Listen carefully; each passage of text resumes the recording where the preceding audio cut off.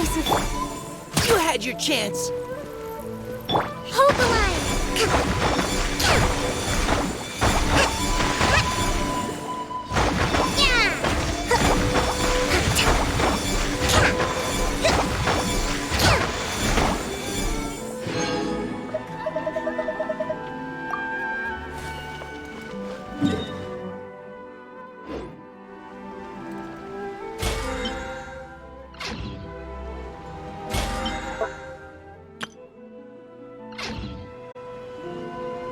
Water from the hot springs.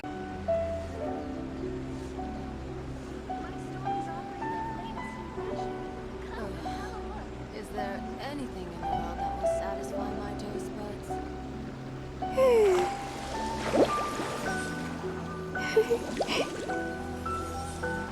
Water from the hot springs has magic.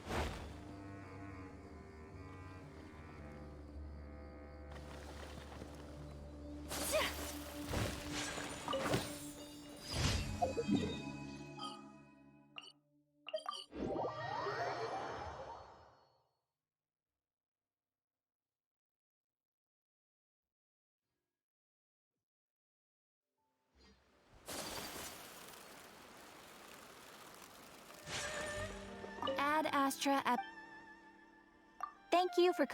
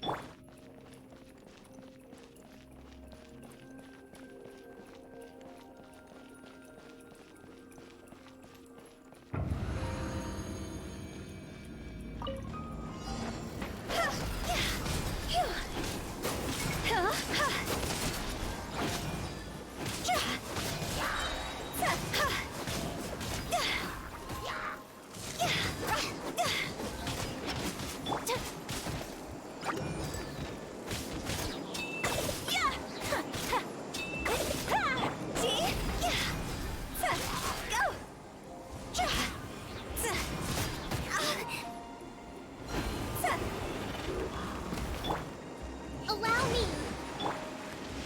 My apologies. Embrace the ice. Yeah. Yeah. Ta. Ha. Ha. Ta. Yeah. Ha. Swirling snow. Hold the line.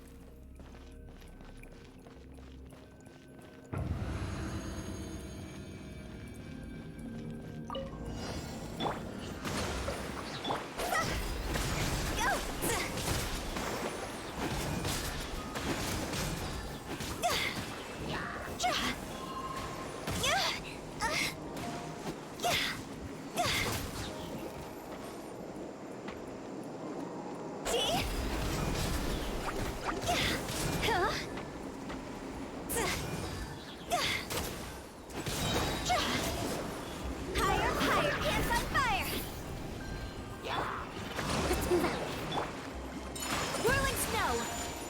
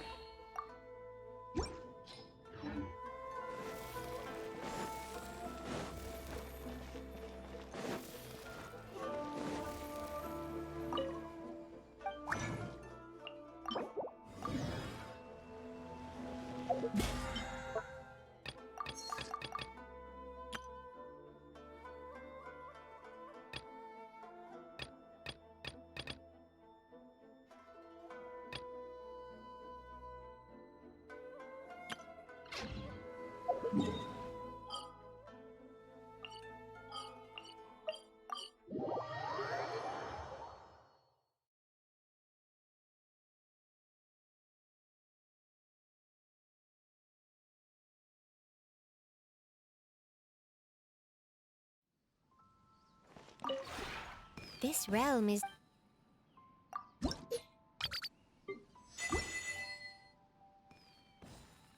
If you ever have...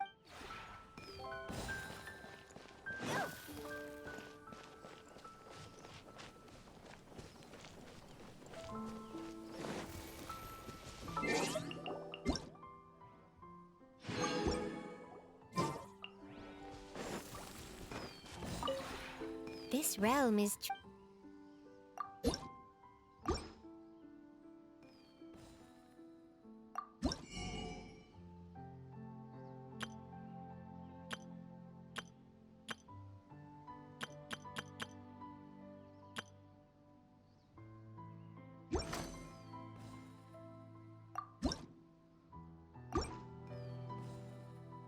If you ever...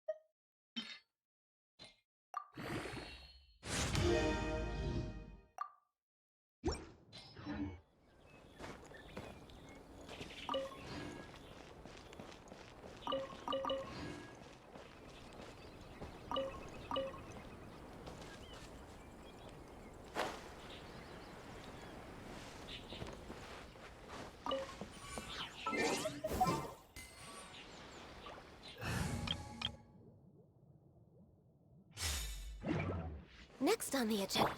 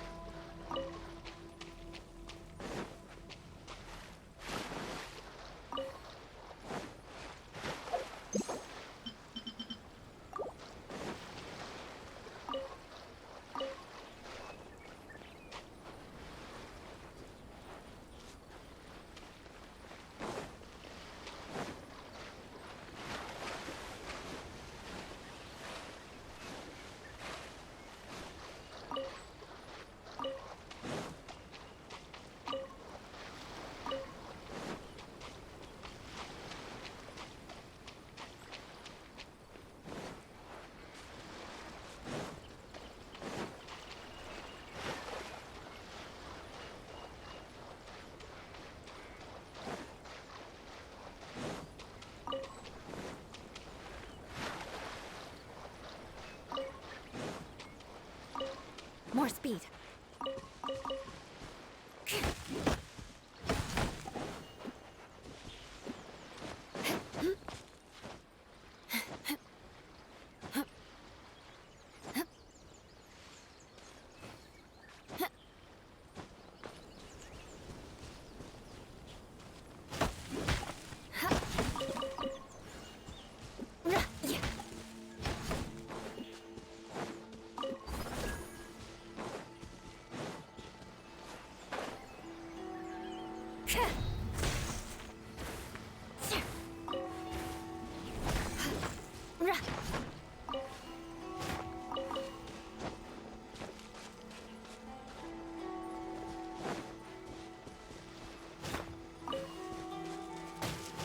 More speed.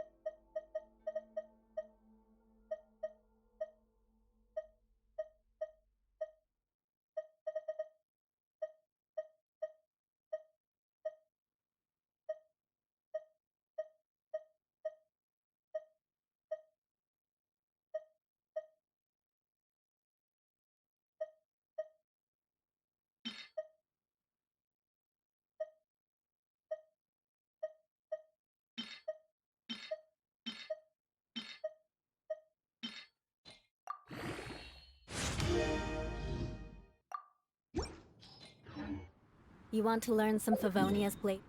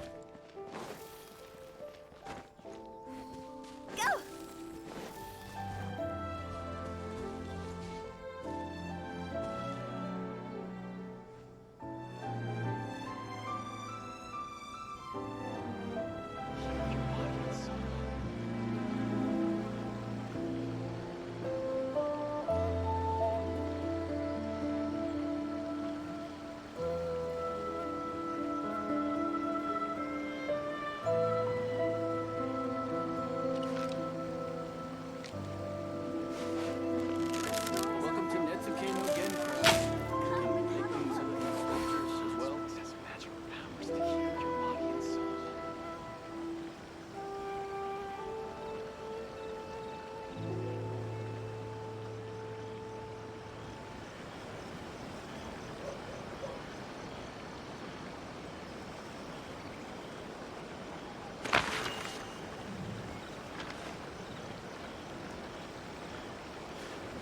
Welcome to Netsuke no Gencraft. Can you make things other than sculptures as well?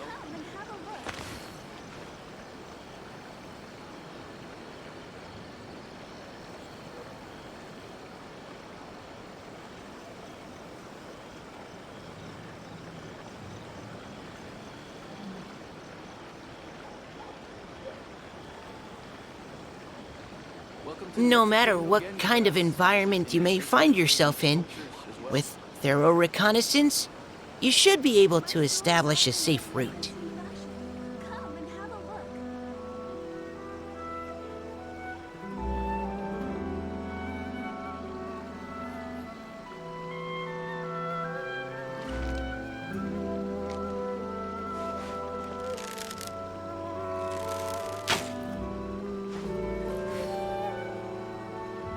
Welcome to Netsuke no Gencrafts. Can you make things other than sculptures as well? It has magical powers to heal your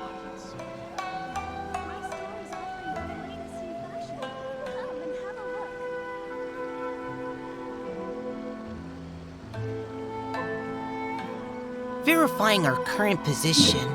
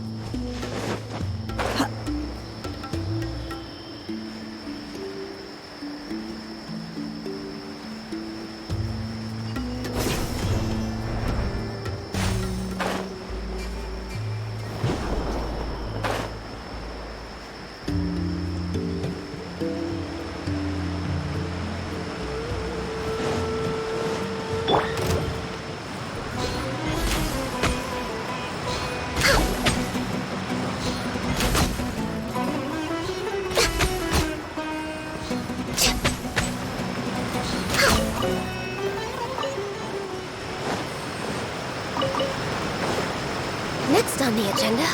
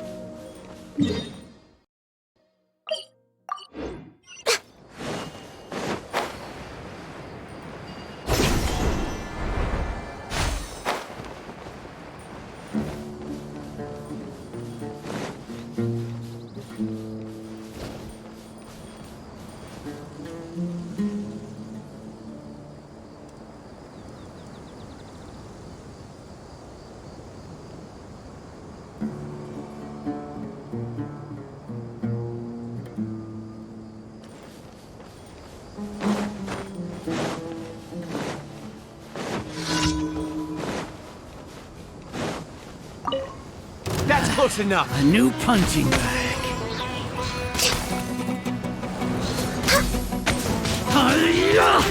Needs more.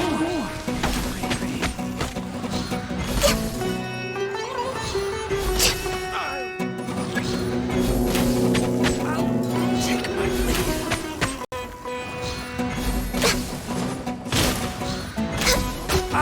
That's close enough. Well, I'll be back. I'm I'll getting be sick of back. this.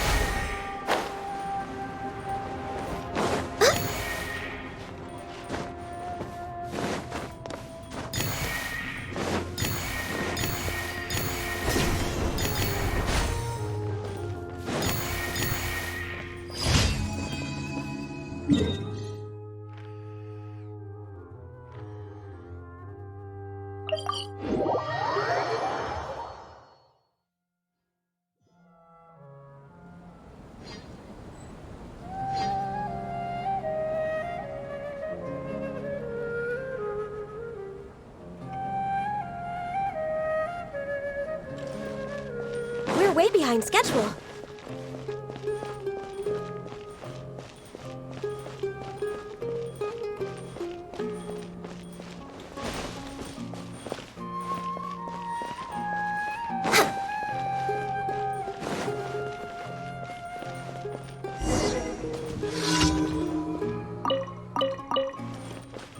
Am I trying too hard?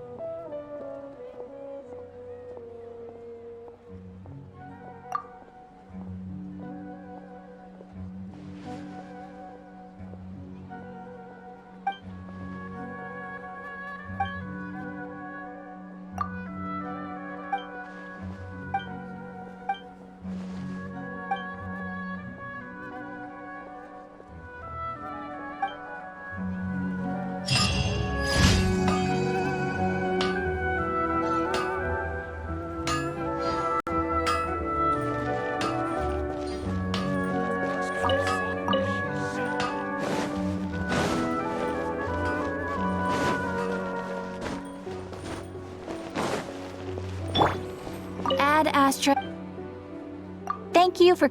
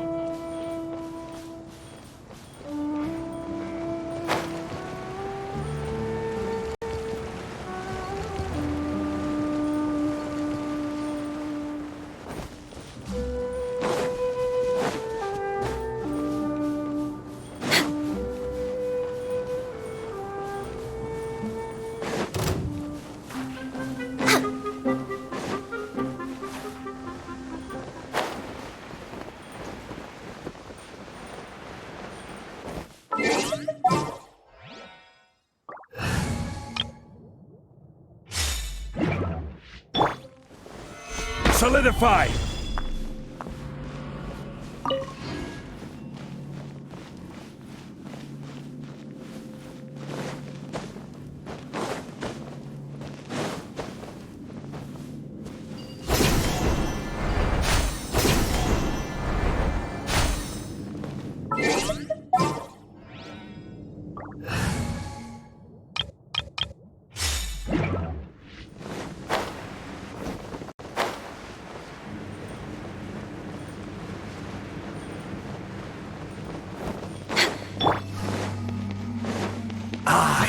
Cleanse you Right of now, your emerge. sins.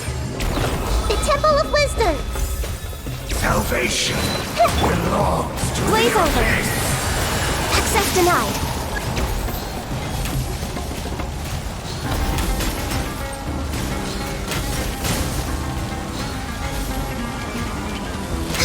Your atonement has We're way barely behind begun. schedule.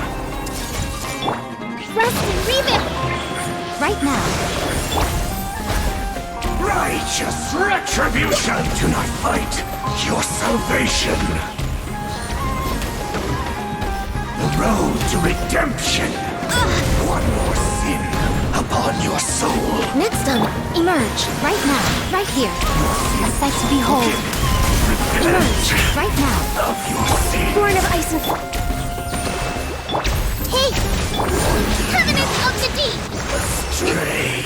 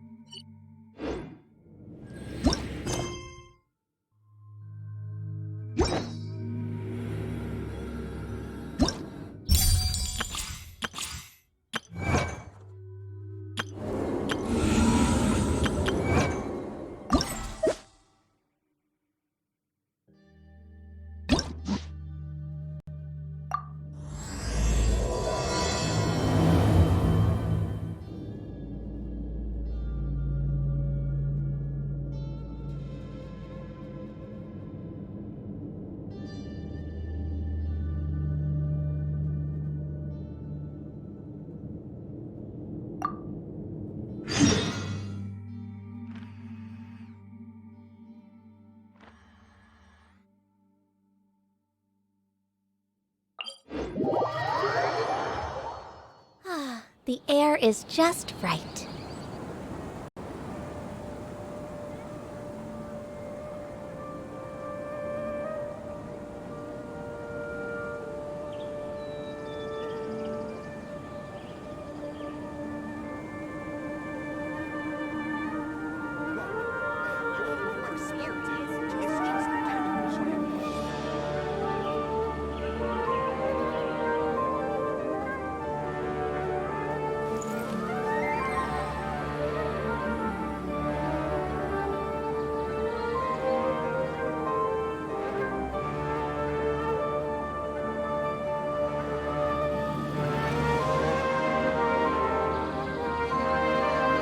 Should we really be off work this early?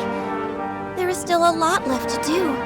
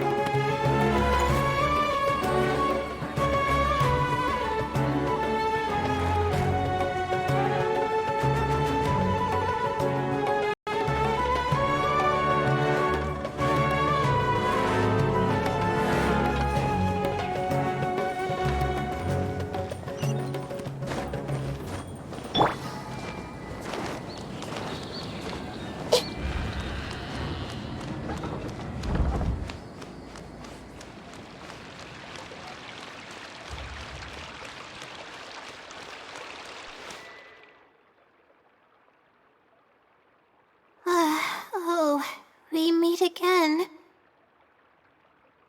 Sorry, but I don't really have time to chat right now.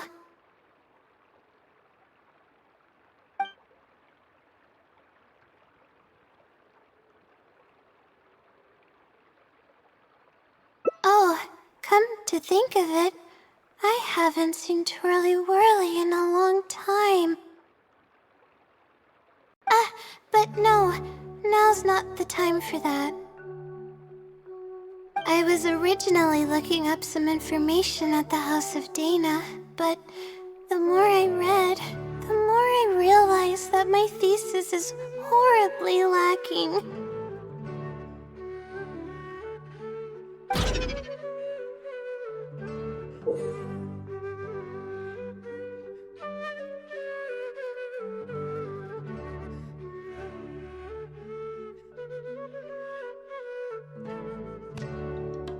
I should have been done with the first draft of my thesis by now, but I've barely written a third.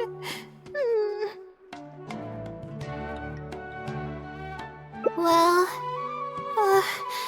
I guess I have to keep looking up as much info as possible. I shouldn't give up now. But who am I kidding? Maybe I'm not cut out to be a researcher.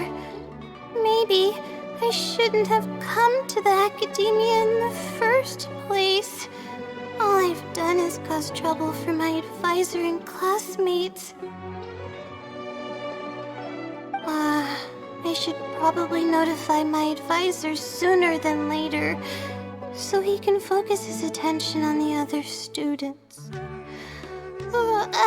No, I don't even have the guts to bring it up, and I haven't completely given up yet. To be honest, I haven't slept a wink for days. Just thinking about the awful state of my thesis keeps me up at night.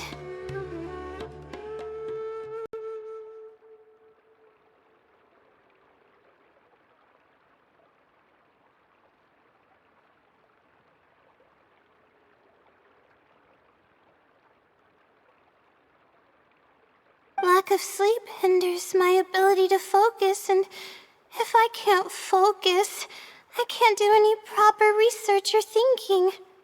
I'm stuck in a vicious cycle. I've seen the caliber of the other academia students. They're all geniuses and fast learners. I'm nowhere near as gifted as they are. Oh, if it wasn't for someone who's been helping me out, my advisor probably would have kicked me out of the Darshan by now.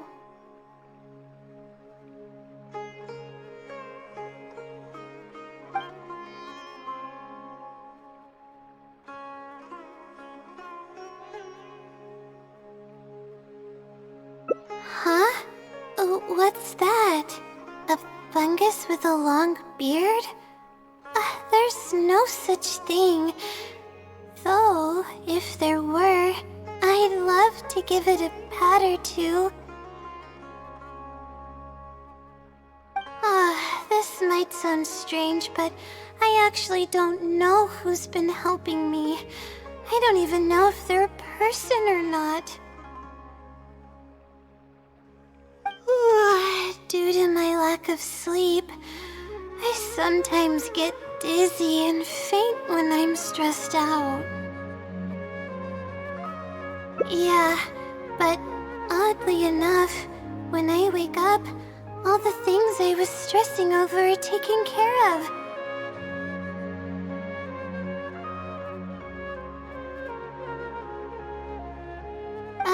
My homework's somehow finished before the deadline, and my papers are perfectly written. But that's not all. My flowers are watered, laundry's done, even my broken camera was fixed.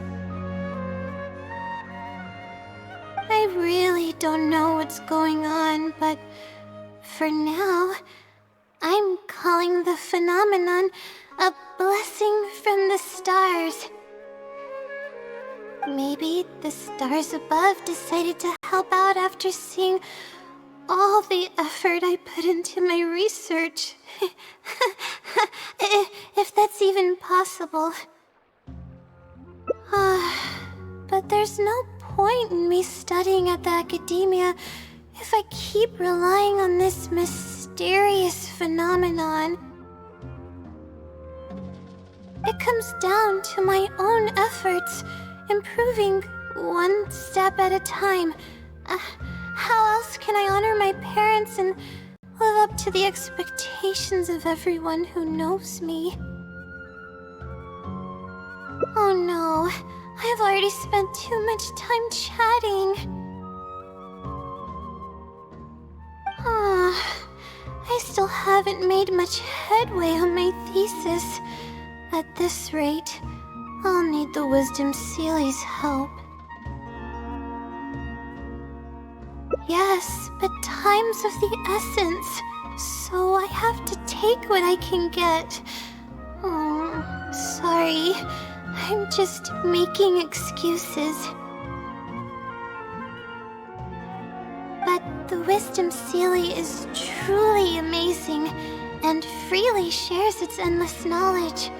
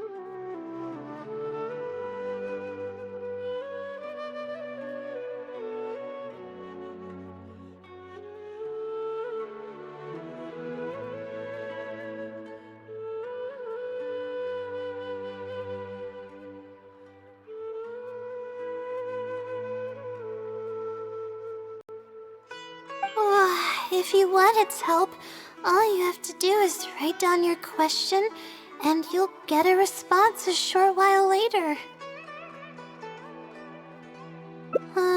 No one knows who or what it actually is. It's just known as the Wisdom Sealy.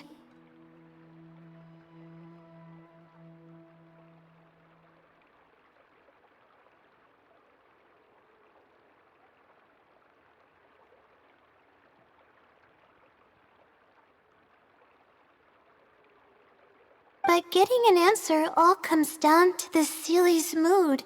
Sometimes it'll only give you a vague answer or play tricks on you. I'm pretty sure a researcher wouldn't do something like that.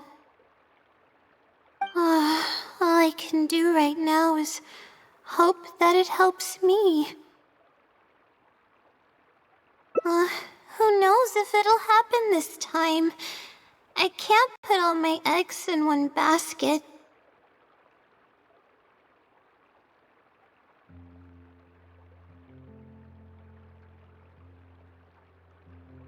Trying my luck with another phenomenon is, better than doing nothing.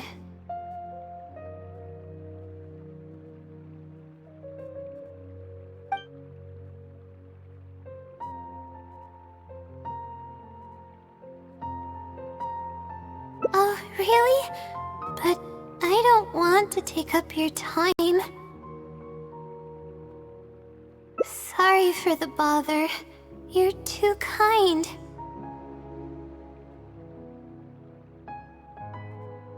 Okay, let's go give it a try. I've already prepared my question for the Sealy. I just hope it can help me get through this predicament. Among the countless legends surrounding the House of Dana, the Wisdom Sealy is one of the more popular ones lately.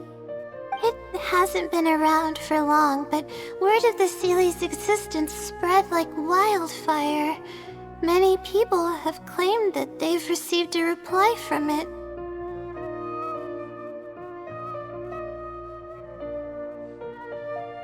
So, it should probably help me as well, right? I don't know its name, and we have to keep our voices down in the House of Dana. Or else you'll get some scary glares from the Mahamada.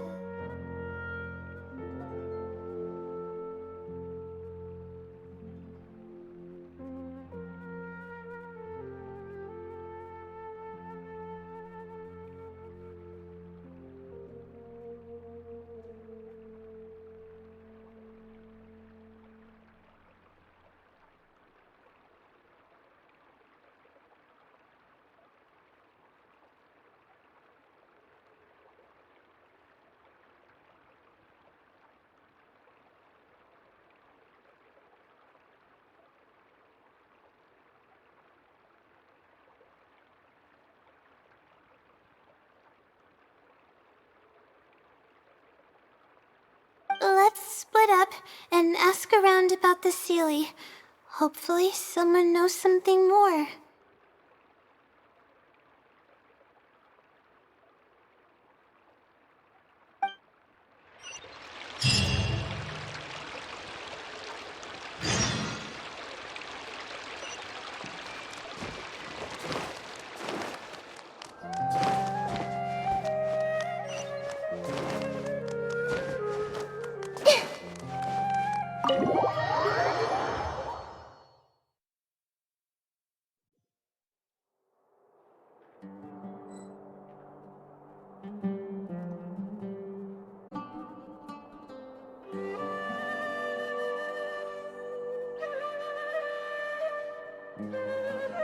If you're not sure what to do next, how about I take you on a walk?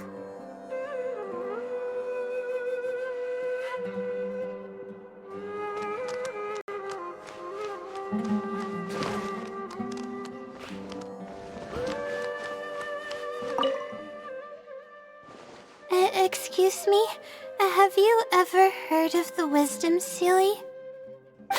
You've come to the right person. I came across this legend not too long ago myself. After hearing about it, I decided to test it out and asked it a question about the brightness of the stars. 2 days later, I got a response. It included 2 pages of detailed and accurate information. It saved me from having to look up a ton of resources. Really? Yeah, so I submitted another question a few days ago. I still haven't received a reply, though.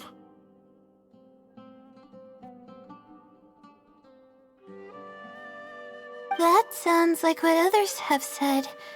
But I don't have the time to wait for a reply if the Sealy doesn't answer right away.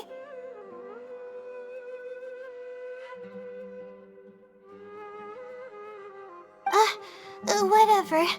Can you please tell me how to submit a question to the Wisdom Sealy?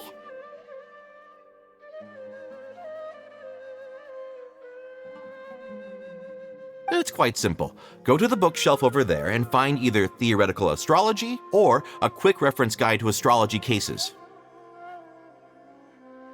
Oh, I know where those are. My Darshan has us use those 2 books quite often. Okay, so write your question in a letter addressed to the Wisdom Sealy, and then insert the letter into one of the books. Come back in a day or two, and if you see a red stamp on your letter, that means the Wisdom Sealy has replied.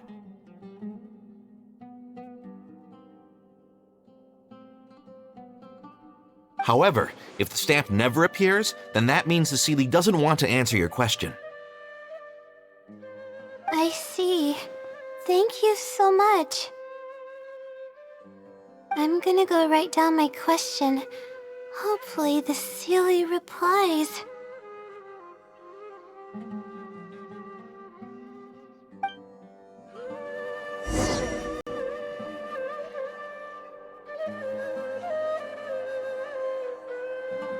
Please show me your credentials before borrowing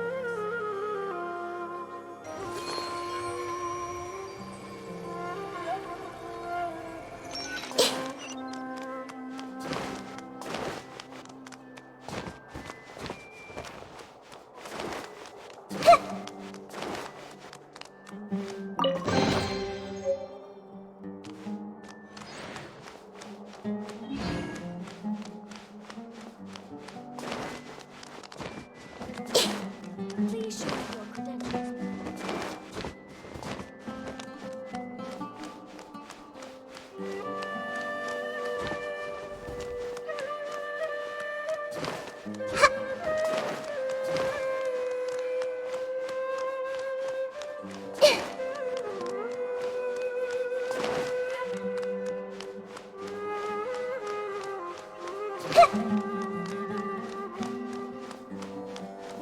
There's really no need to fight over such paltry research funds.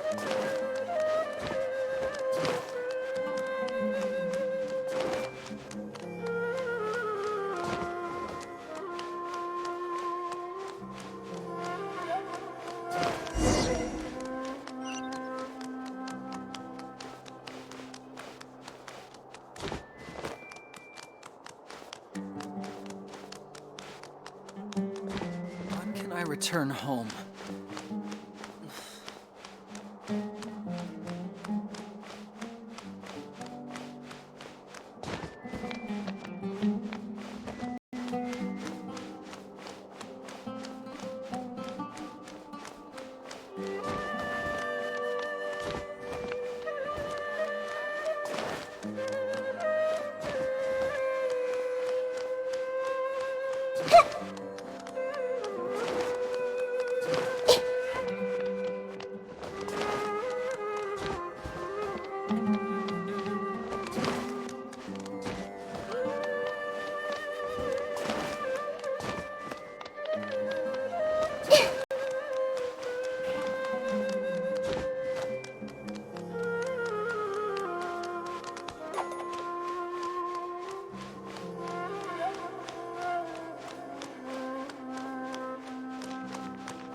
Maybe I'll borrow something to read.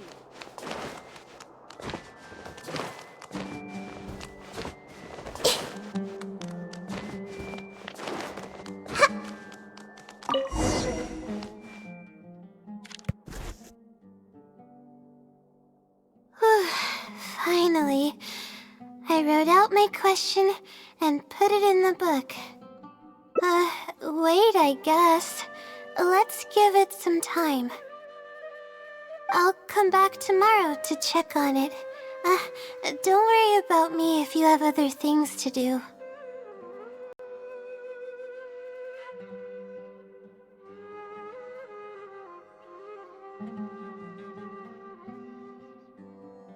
I see. Thanks. I appreciate it. Alright then, let's meet up here tomorrow. I really hope the Sealy replies.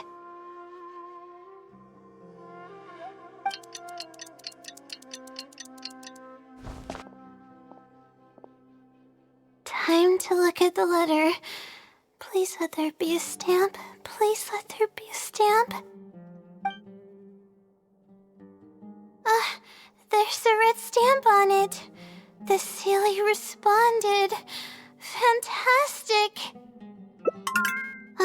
This is wonderful. My troubles are at an end. I can't even begin to express how grateful I am.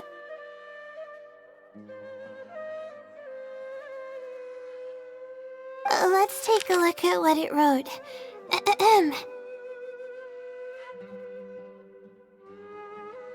Thank you for your letter. Though I have extended a response, I cannot answer your query due to your questionable motives. Questionable motives? Me? Wait, huh? Okay, let's see. Completing a thesis requires independent thought and work. You planned on using my knowledge to complete your paper's most critical portions. That's not right. However, considering that your deadline is fast approaching, and that there is substance to the content in the completed sections of your thesis, I've decided to help you nonetheless. Follow the hints I've left, and you will find the answer to your question. Consider the effort you put into thinking and searching as your payment for my knowledge. What the... It's absolutely right about everything. Oh, I'm starting to feel guilty now. I can't deny any of it. But I'm running out of time. Oh, what should I do? Huh? I could tell you're a very kind person, but I never expected that you'd go this far to help me. I'll definitely think of a way to make it up to you once I take care of my thesis. Okay, let's start by looking at the hint it left us. It should be on the second page.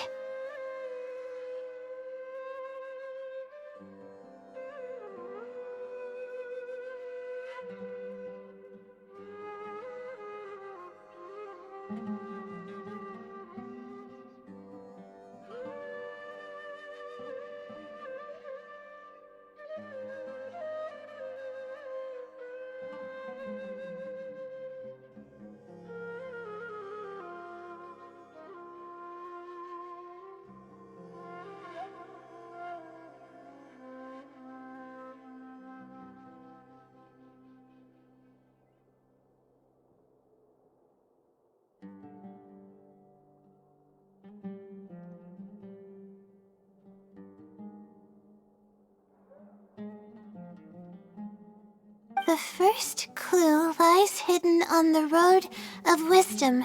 The headstrong child finally sees the world for how big it truly is, filled with awe, yet struck with fear.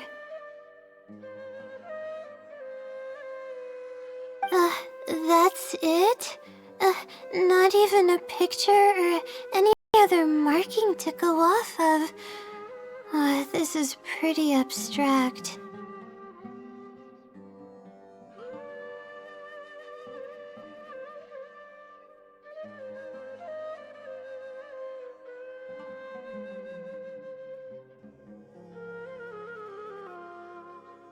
What's this road of wisdom and who's the child?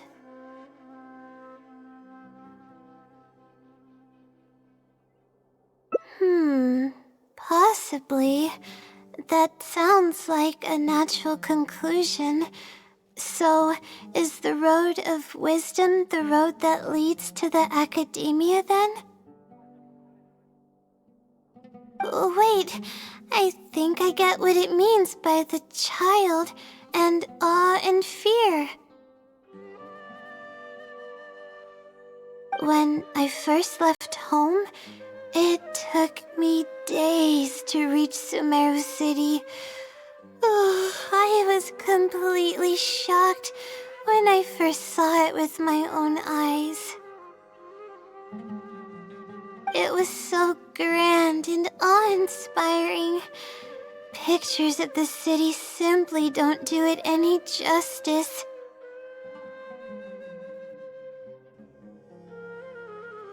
After seeing the city, a thought popped into my head. Am I really worthy of this place?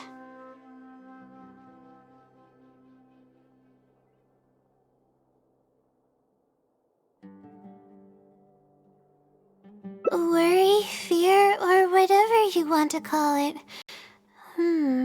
If I'm connecting the dots correctly, then I think I know where the Sealy is leading us.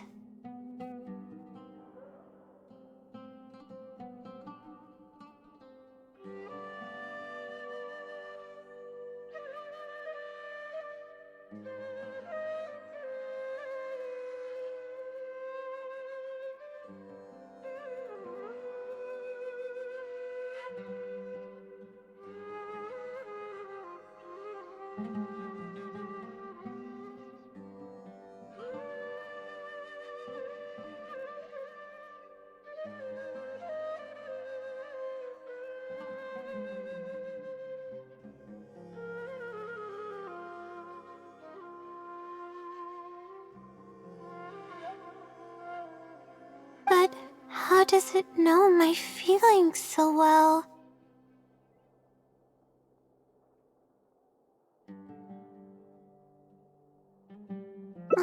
You have a point. There's nothing special about my background or experiences. It could be anyone's.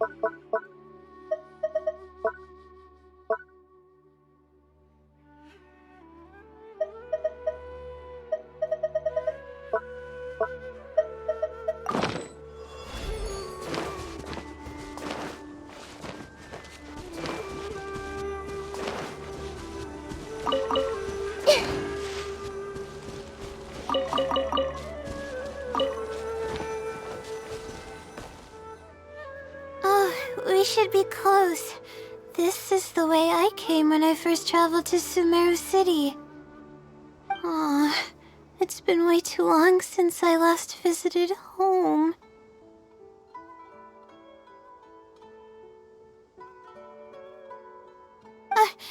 No, this isn't the time for that kind of talk.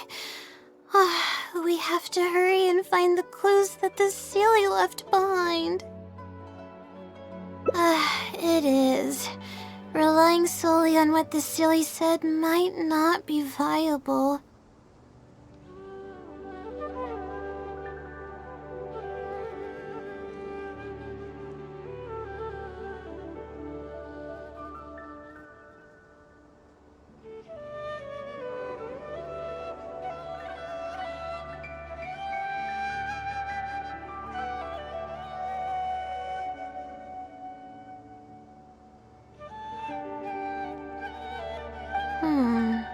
Assuming the Sealy is intentionally linking the clues to my past, I think I have an idea. So this is a little embarrassing. At that time, the sight of Sumeru City was absolutely mesmerizing. I was anxious, but also excited about all the things to come. I was distracted and accidentally stepped on an Avidia leopard's tail. I didn't notice it at all. The poor thing was sound asleep, and after I stepped on its tail, it bolted straight up.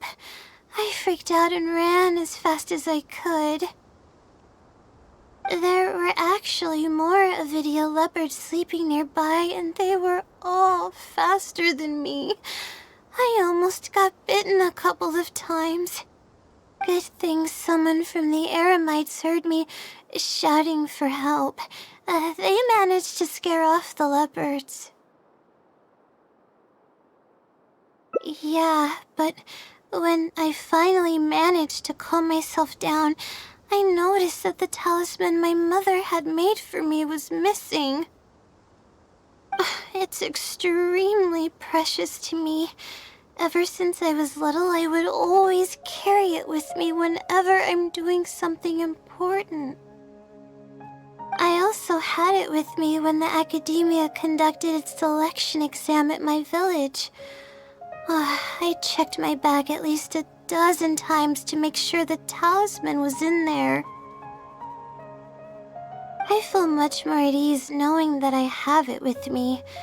I had thought that it would also help me calm my nerves in Sumeru City.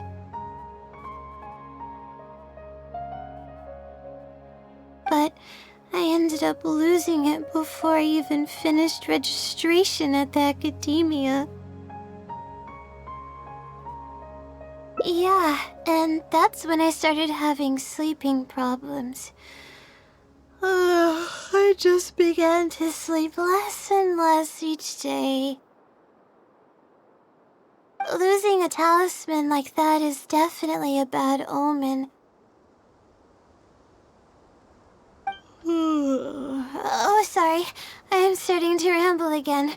What were we talking about before? Right. Why the Sealy led us here. I think we should look around where the Avidia leopards attacked me.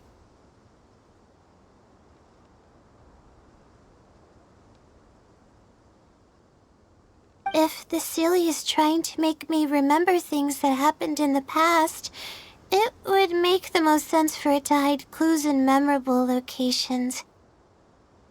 Hope the Sealy's clue wasn't also torn to shreds by Avidia leopards.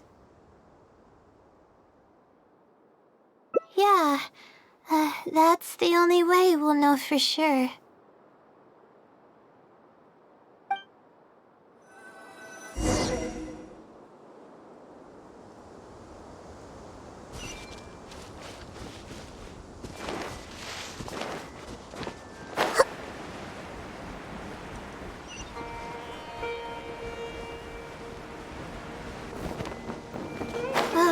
We should be close.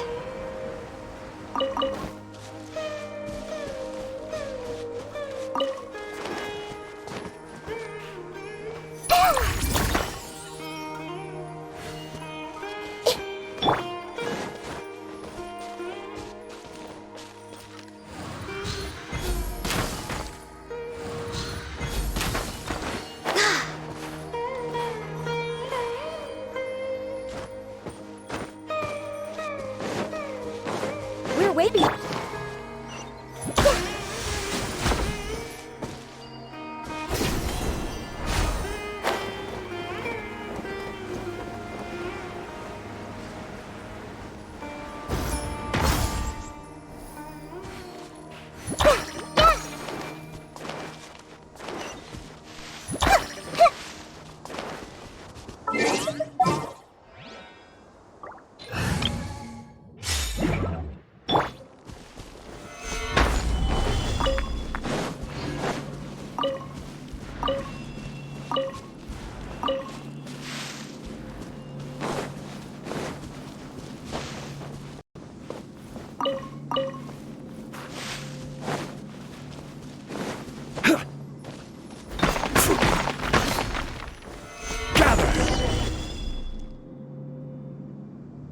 Sure enough, it's here.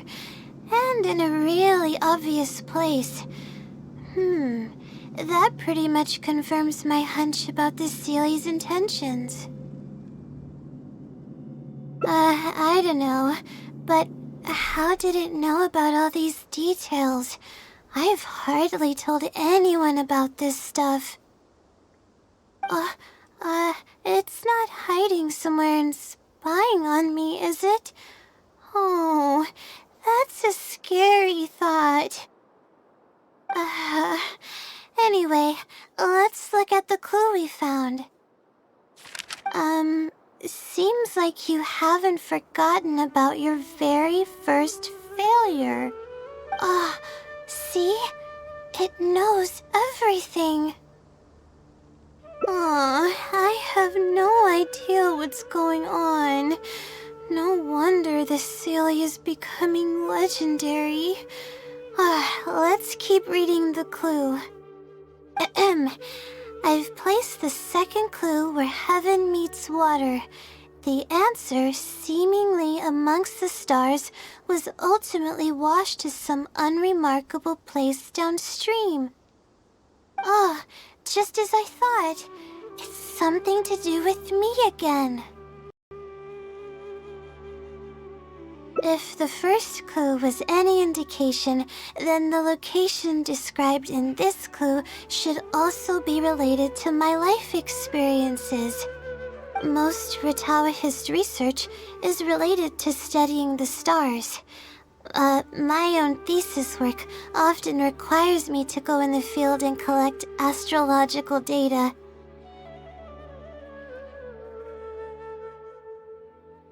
And,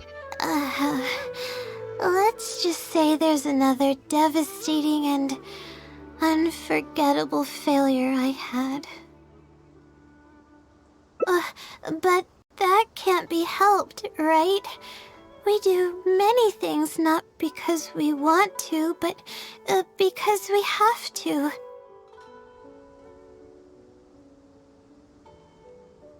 Let's keep moving. It might be hard to believe, but being out and about is making me feel a lot better than usual.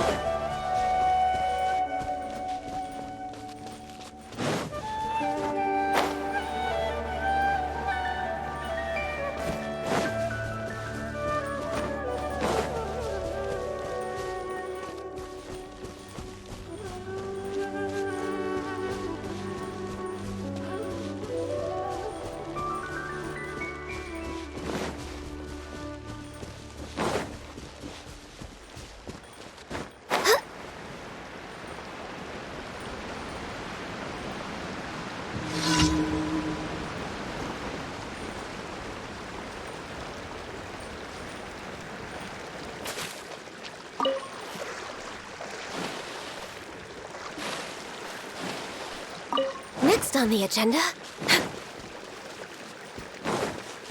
We're way behind schedule.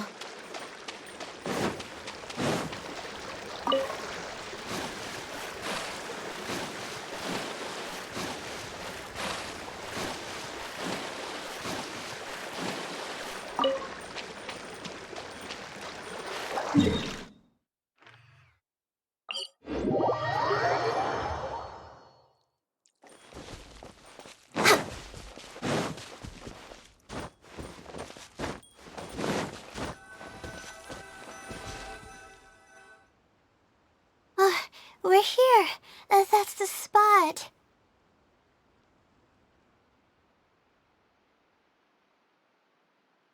That's where I performed my first field observation after enrolling at the academia. I borrowed some equipment from the school and came here on a perfectly clear day. Everything was ready to go, and I was positive that I'd be able to get some great data.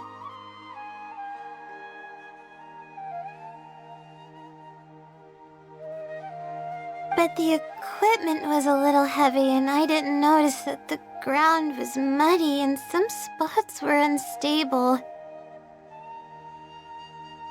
After I finished setting up everything, part of the ground suddenly shifted and my equipment started teetering over. I rushed over to grab hold of it, but I ended up tripping over another piece of equipment. The next thing I knew, everything was covered with muddy water. Oh, me and all my equipment. You must be wondering how someone can be so clumsy. You wouldn't be wrong for thinking that. I don't sleep much, so I get lightheaded pretty often. It's a vicious cycle. The less I sleep, the more mistakes I make. The more mistakes I make, the harder it is for me to sleep. I just got a minor fracture, so I had to rest at B. Marston for a while. To pay off the damages to the equipment, I took some part-time jobs. I just went to work whenever I couldn't sleep. It took me forever to pay off what I owed. Bingo. The pressure from my studies and debt was crushing me, and I didn't want to tell my family about any of it. After all, I am the legendary Layla who made it into the academia at a young age. And had never failed an assignment in her life. Of course. I've even considered giving up on my studies completely and returning home to help care for the Sumter beast, but that would be kind of embarrassing. I don't mean that I'd be embarrassed in front of others. I mean that I'd be ashamed of myself. After all, everything I've done up till now is only a result of my own decisions. Although, it hasn't always been smooth sailing, and sometimes things don't go my way. I made it this far on my own. There haven't been any major incidents with my studies, and I even managed to pay off the equipment damages. But I guess I'm exaggerating a bit. Most of it is still due to the help of some unknown person rather than my own work. And that's exactly why they mustn't ever find out. Once I finally manage to acclimate to life in Sumeru City, I'll show them my success. I hope that day will come eventually. Anyways, let's continue looking for the next clue. It should be around here somewhere. An unremarked unremarkable place downstream was the description.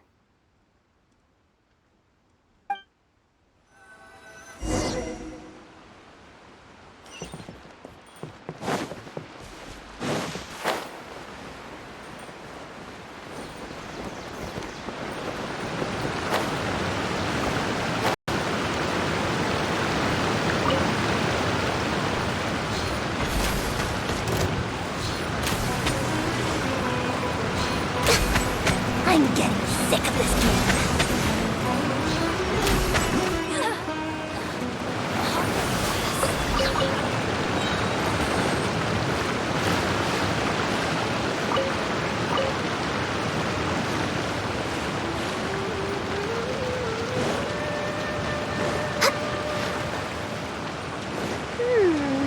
That place downstream could be somewhere close by.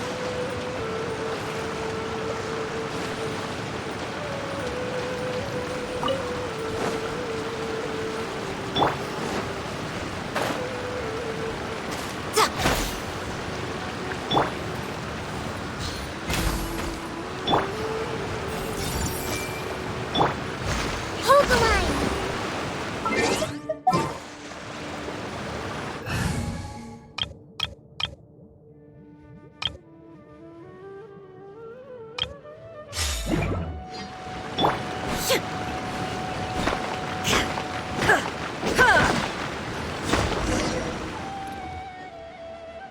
Here, it's over here. Good thing it's dry. I was worried the message might be wet. Let's see. Have you found it? The unremarkable place downstream. Well, of course. How else could I be reading this message? Seriously.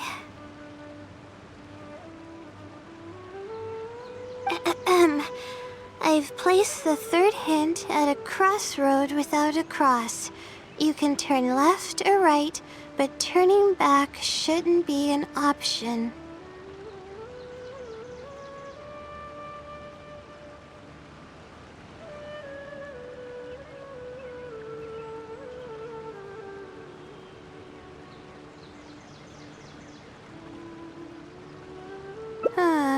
They're actually getting clearer for me.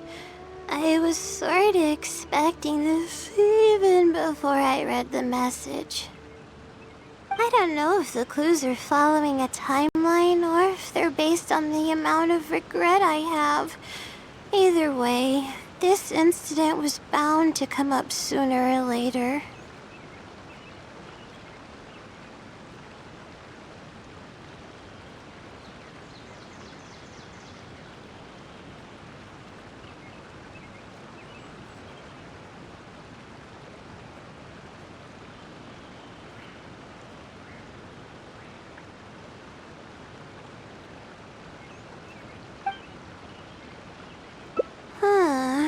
Would someone really go to all this trouble just to pull off some prank?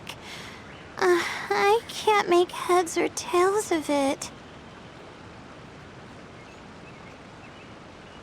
Anyway, just follow me. I'll save the story for when we get there.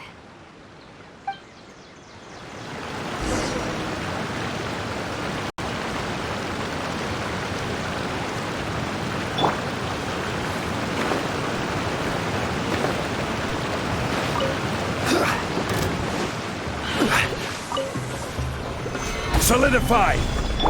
Think you can get away? Illusion shattered! Everyone hold hands!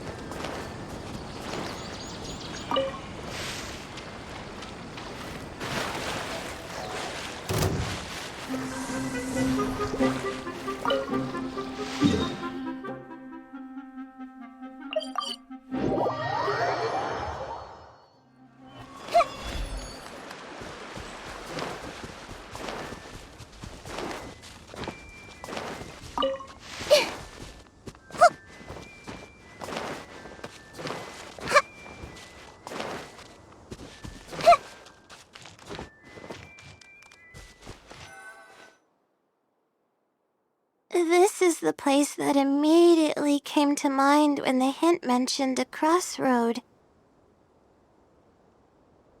I came here to conduct some astrological observation once. Everything went smoothly on the way, and I thought I was starting to get used to life at the academia.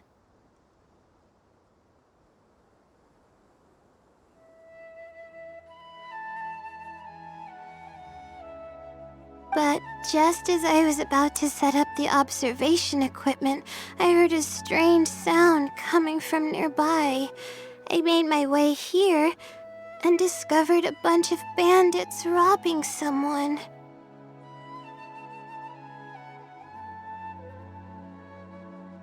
They were a group of treasure hoarders, and the family that was being mugged looked completely helpless. They definitely wouldn't have been able to escape, and simply handing over their Mora might not have been enough to make the bandits go away. Not exactly. I already had a vision by that time. Someone with a vision should technically be really powerful, right? Handling a group of treasure hoarders should be well within my abilities. However, I didn't know how to channel the power of the elements to fight at that time, and I was super scared.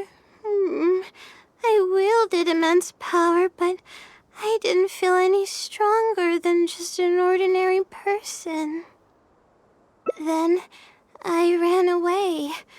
I scrambled towards Sumeru City looking for help. Eventually, I managed to return with a few adventures I ran into along the way.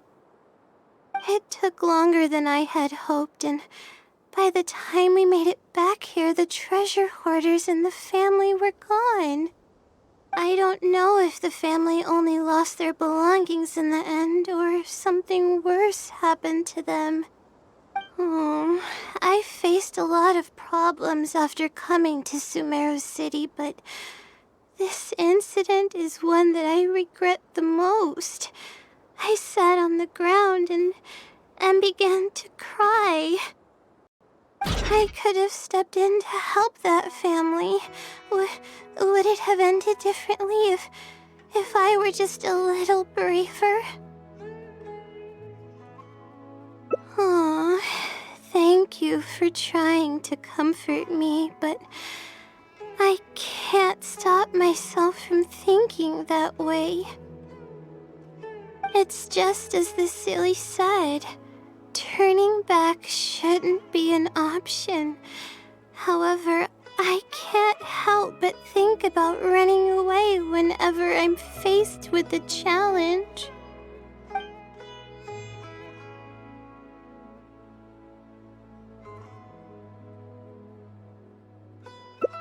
You're right.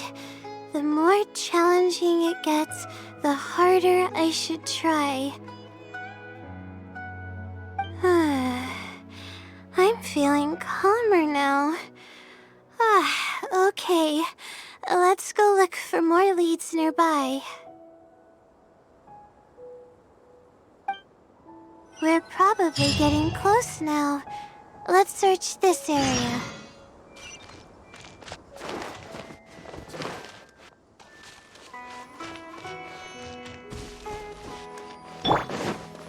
Shine down!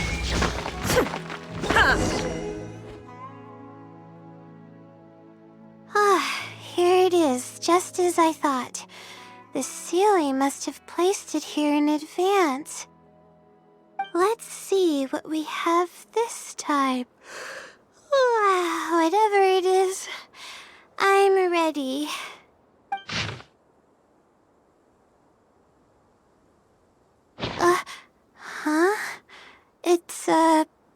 picture? Guess not. This house looks like it's in Vimara Village. Does the Sealy want us to go there? I can't think of any connection I have with Vimara Village, though. I've only been there once, and it was pretty uneventful. Whatever the case, the only way we'll know is if we go there. Thanks, but I'm fine. I'm used to pushing my limits. I know how far I can go.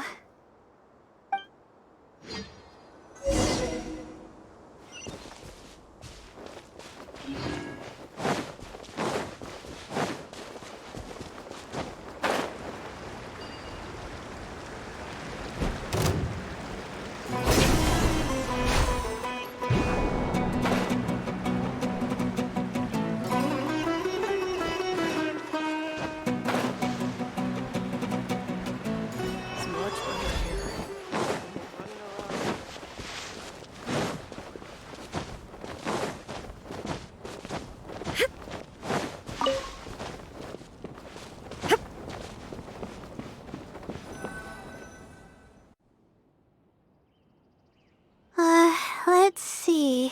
This should be the place. Nothing seems out of the ordinary. Maybe the Sealy didn't prepare anything for us this time.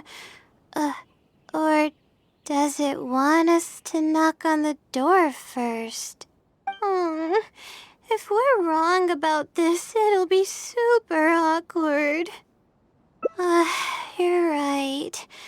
I can't always be like this.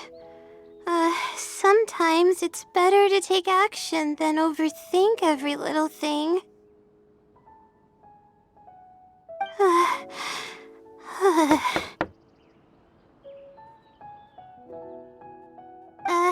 Hello?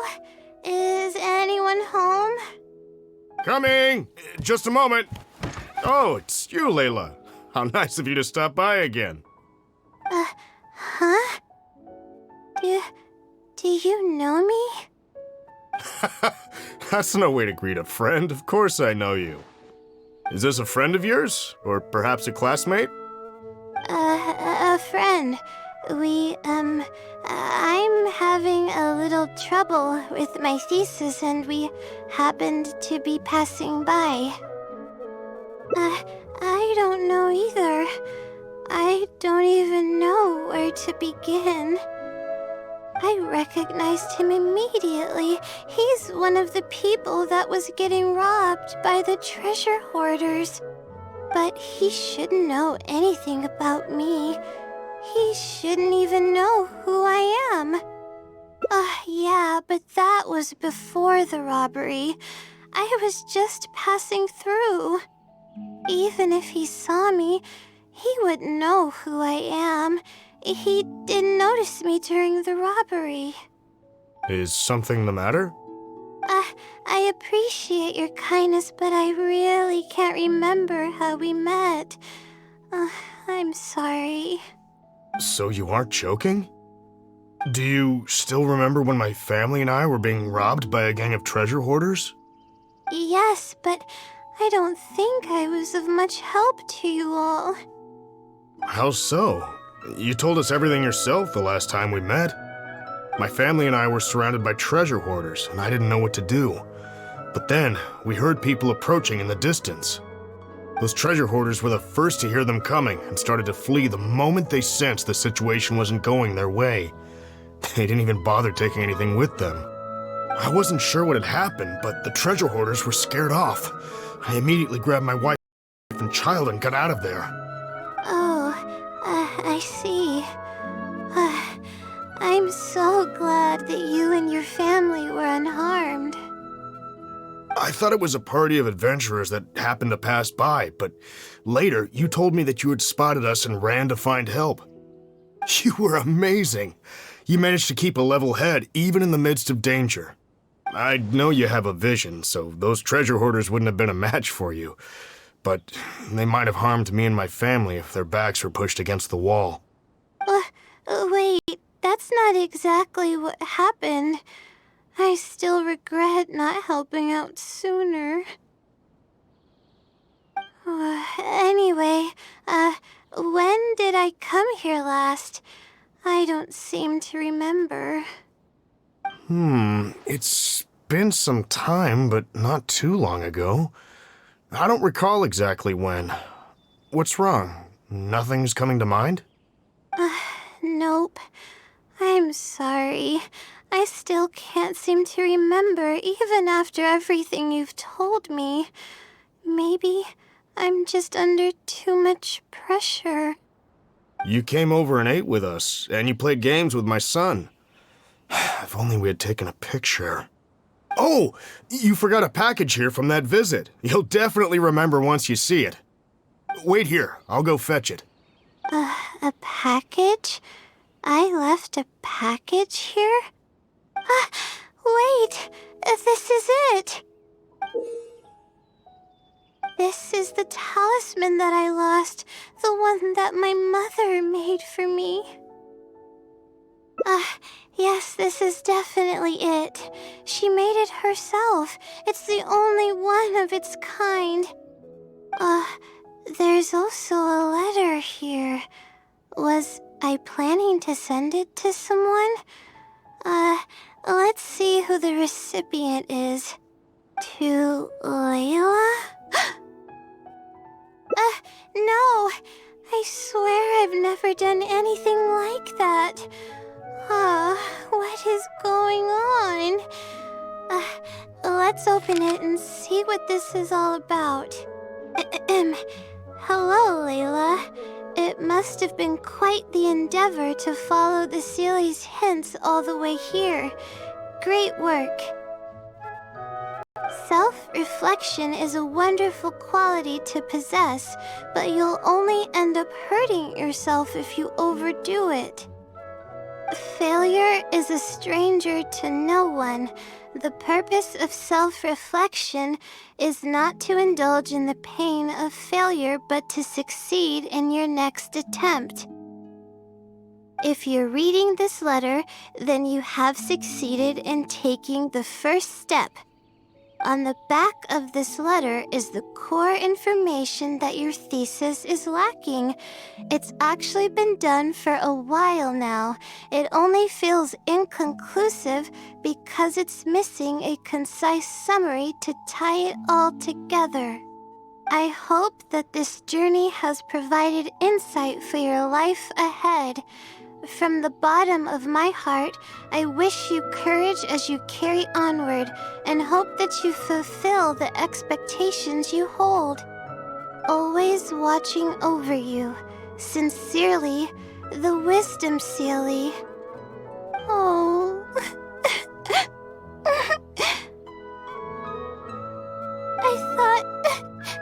I thought we were going to fail. I thought that everything we did and all the time we spent was for nothing.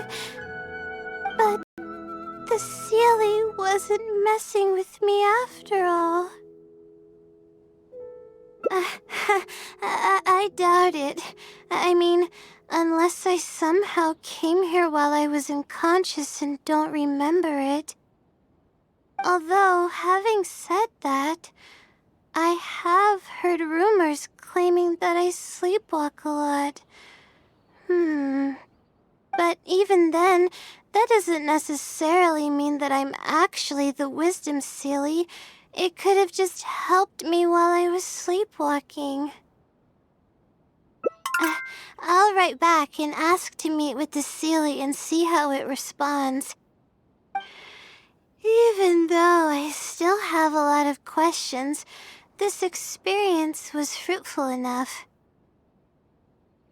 If it wasn't for your encouragement, I probably would have quit halfway through and holed up in the academia somewhere. Perseverance really does pay off. I'm not sure if I understand what has happened, but it's something good, right? Yes, it's something really, really good, and I'm very thankful for it. Well then, since you're already here, why don't you stay and have something to eat? We just finished preparing some food. Come on, don't be a stranger. Your friend should join us as well. You can leave your troubles until after the meal. You must relax and gather your strength so you can take on the challenges ahead, am I right? All right, thank you all. I can do this.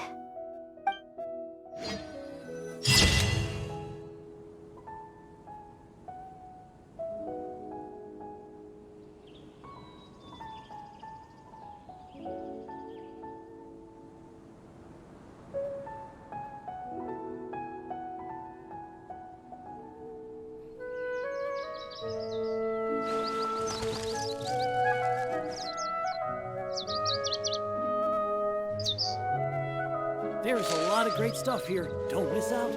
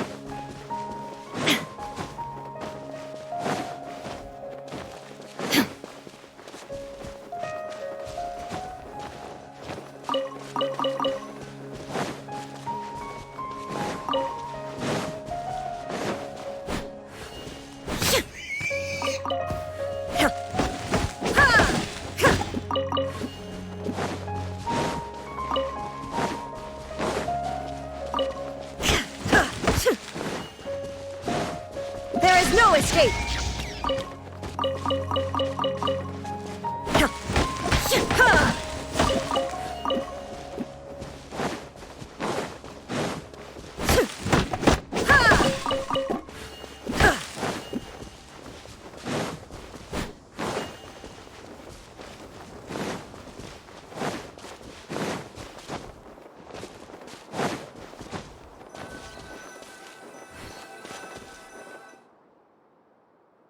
This is the place that immediately came to mind when the hint mentioned a crossroad.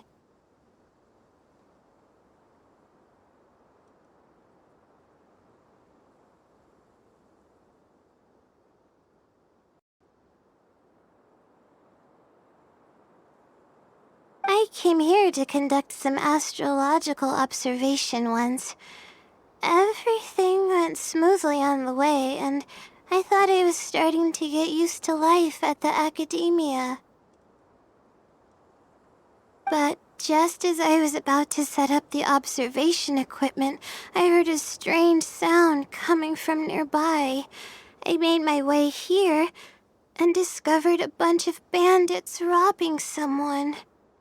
They were a group of treasure hoarders, and the family that was being mugged looked completely helpless. They definitely wouldn't have been able to escape, and simply handing over their Mora might not have been enough to make the bandits go away. Not exactly. I already had a vision by that time. Someone with a vision should technically be really powerful, right? Handling a group of treasure hoarders should be well within my abilities. However, I didn't know how to channel the power of the elements to fight at that time, and I was super scared. I wielded immense power, but I didn't feel any stronger than just an ordinary person. Then, I ran away. I scrambled towards Sumeru City looking for help. Eventually, I managed to return with a few adventures I ran into along the way.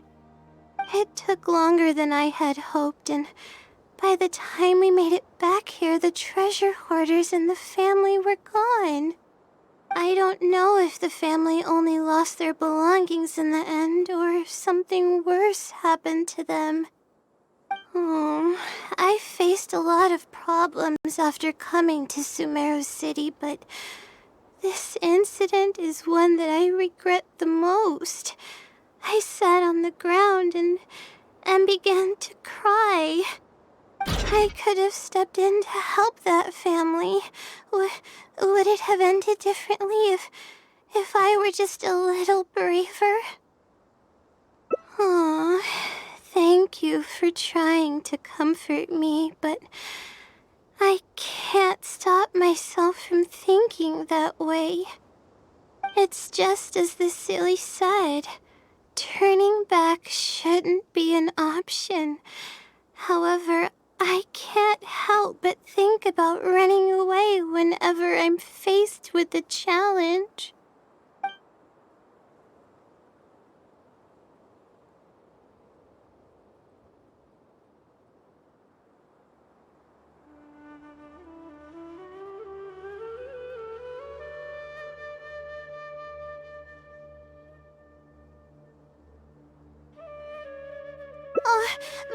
But what about my thesis?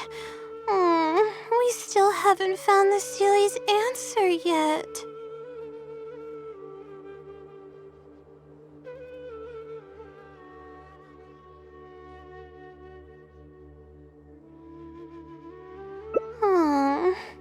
Sorry for causing you so much trouble.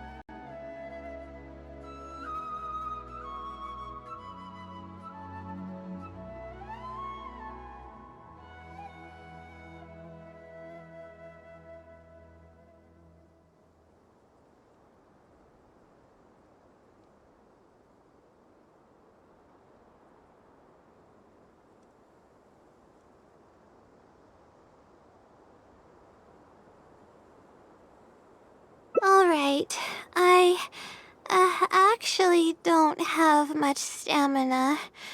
I've been stressed this whole time and I feel exhausted.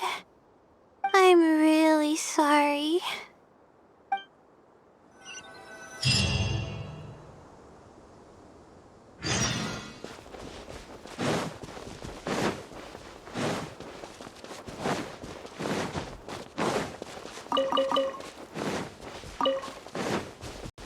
Illusion shattered!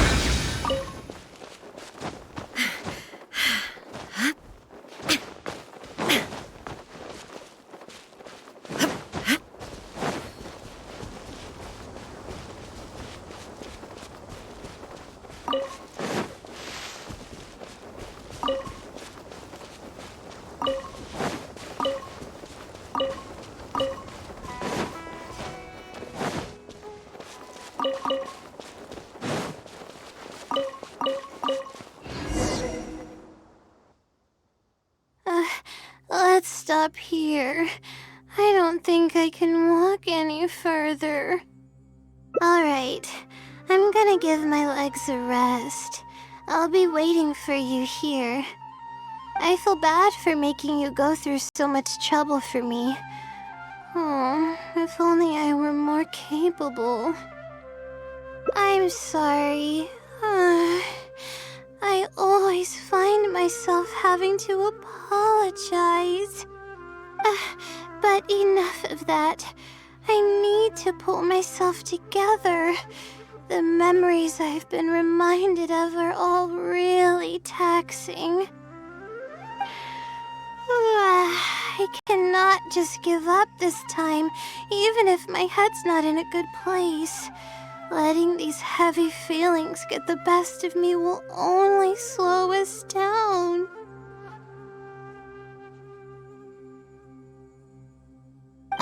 Watch out! Behind you! Monsters!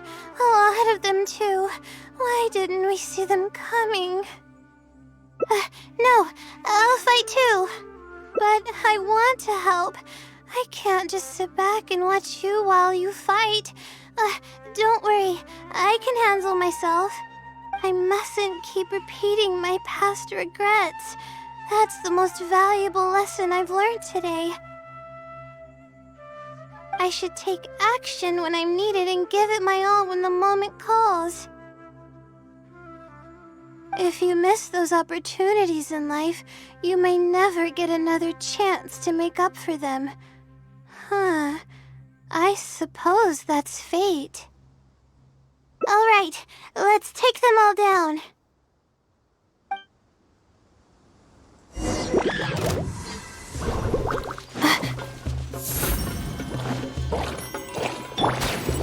Stabilize! Yahoo! Shine down! I see everything!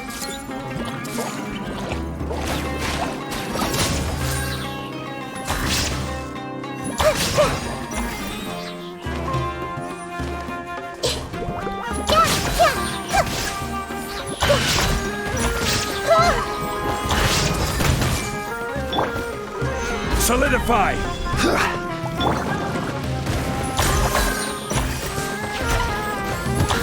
Illusion shattered!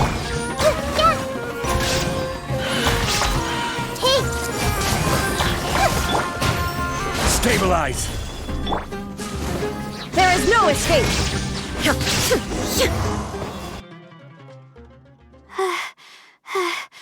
I really need to keep up with my training. It's embarrassing to be out of breath so quickly like this.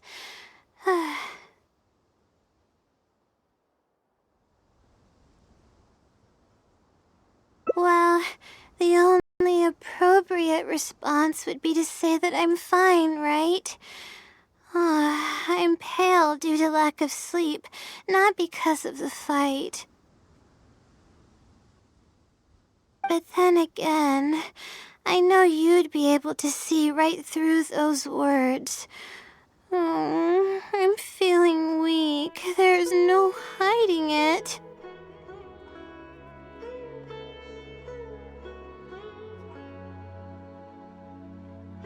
I'm just happy I didn't get in your way during the fight.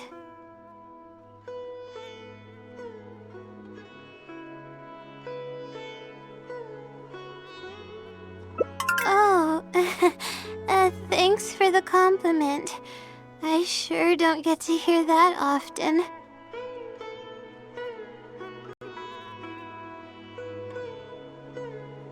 Although I may not be physically strong, my will is as resilient as they come. I'll be fine after I rest for a bit.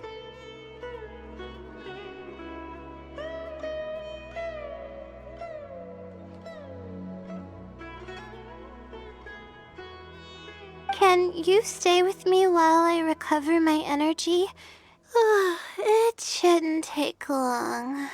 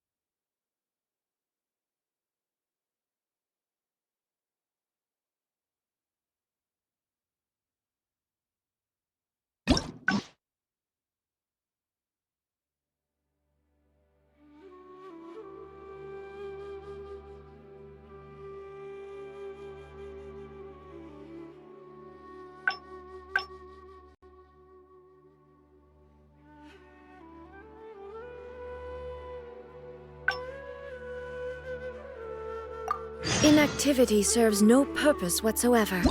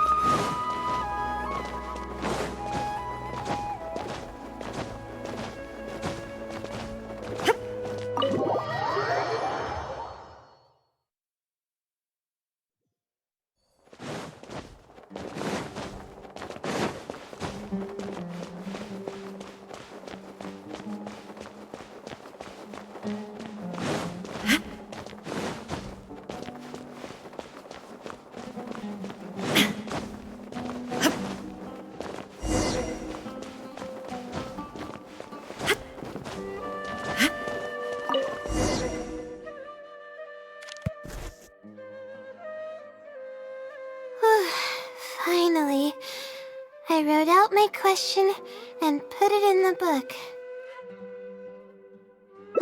Wait, I guess. Let's give it some time.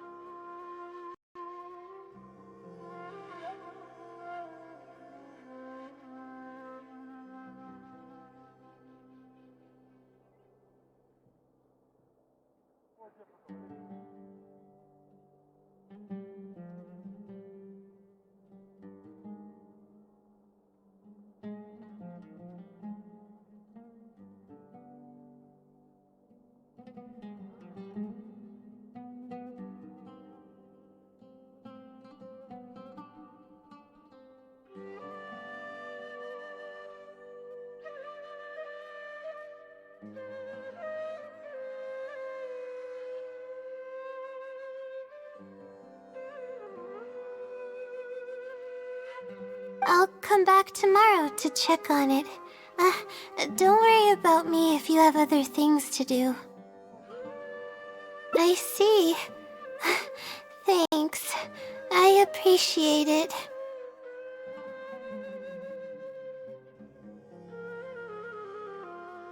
Alright then, let's meet up here tomorrow. I really hope the silly replies.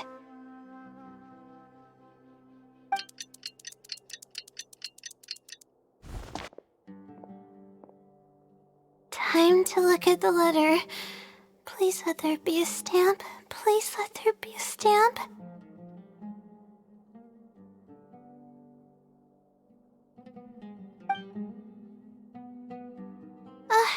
There's a red stamp on it.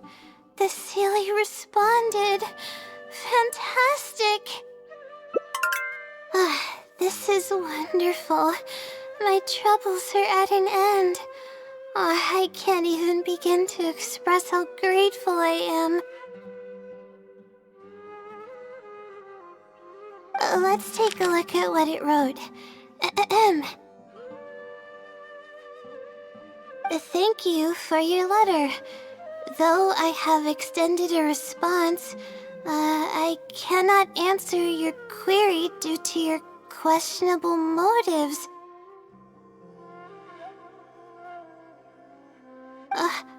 Questionable motives? Me? Wait, huh? Okay, let's see. Completing a thesis requires independent thought and work. You planned on using my knowledge to complete your paper's most critical portions. That's not right.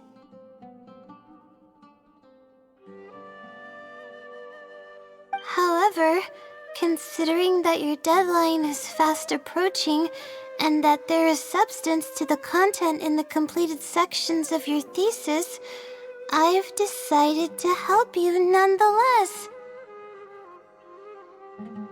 Follow the hints I've left, and you will find the answer to your question.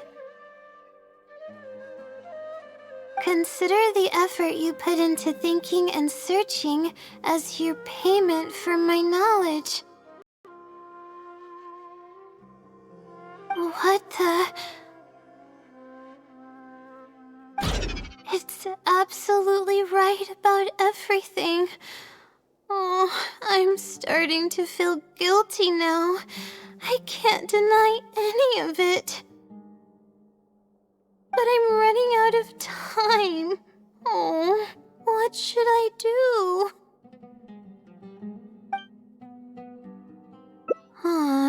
Good point. Why else would it use such a roundabout way to tell me its answer?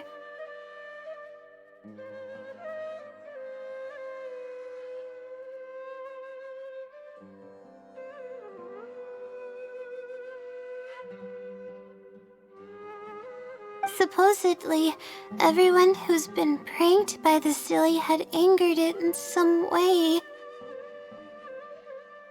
That means the silly is someone who's very strict and serious about knowledge. But who knows if it's really a silly or some person. True. And if I don't get an answer, then I'll only have wasted more time. But there's nothing else we can do. It's the one holding all the cards. It's completely hidden and can choose whether to help us or not. After all, it'd probably be impossible to find it and ask my question in person. Huh? I was just kidding. Oh, please don't take me seriously. It's a Sealy we're talking about. According to legend, Sealies are elusive and can create countless copies of themselves. Who's to say that it won't summon a shooting star to crush us once we find it? Sorry, I'm just a little panicky.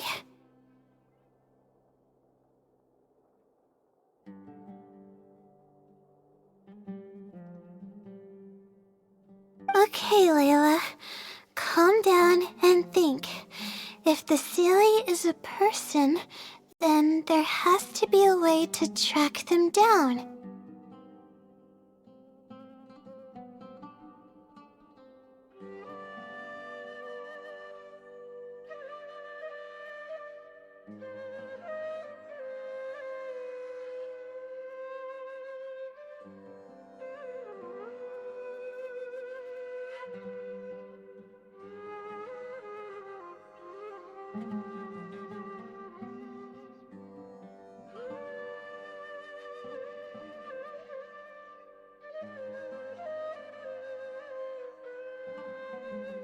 We have two possible leads right now. The first is the checkout logs of those two books, and the other is the red stamp.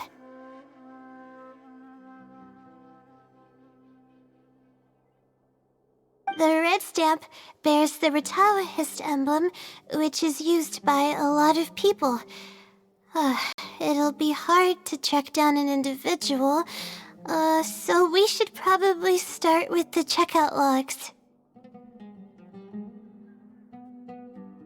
Let's go and make an inquiry. We can also ask around the House of Dana and see if anyone else knows something about the Wisdom Sealy.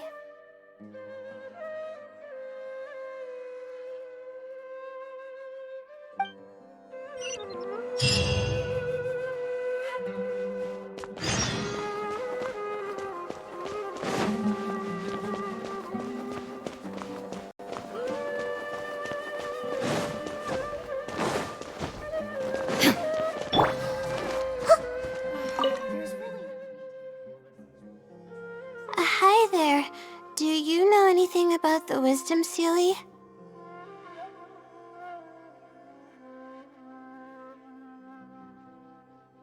Yes, of course. I've been looking into it for quite a while now. However, I feel like I'm still missing some key pieces of information. Hey, maybe if we put our heads together, we can figure something out. Sure. I'll try my best. There are a few known traits of the Wisdom Sealy. First, it's extremely strong. It can easily carry a few dozen books, along with 4 or 5 pieces of astrology equipment all at once. It's extremely athletic as well. It only moves in a straight line and doesn't stop for anything, not even walls or rivers. Lastly, it has a number of special abilities. It has a hardened metal body that's impervious to injury. It can freeze water into ice, and it can also summon meteors.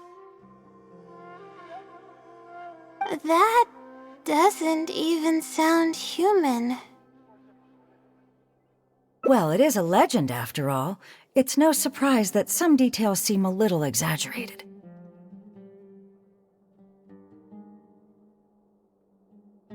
But these aren't just made up, you know. Each of its abilities has been confirmed by eyewitnesses. There have been many sightings, too, including at Chatrakam Cave, the Avidia Forest, and around the waterfall south of Sumeru City. Has anyone seen what it actually looks like? Or what kind of person it is? Not that I know of. No one's been able to get close to it. It seems like it tries to stay out of sight.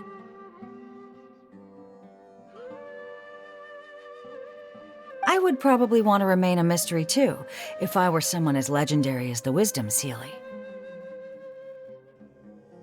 So what do you make of it? Have you seen it somewhere as well? No. We're probably gonna need some time to digest all the, incredible information you've provided us. Not a problem. But if you manage to find anything, be sure to come and tell me about it. I trust that you'll quickly discover the excitement of slowly unraveling the truth.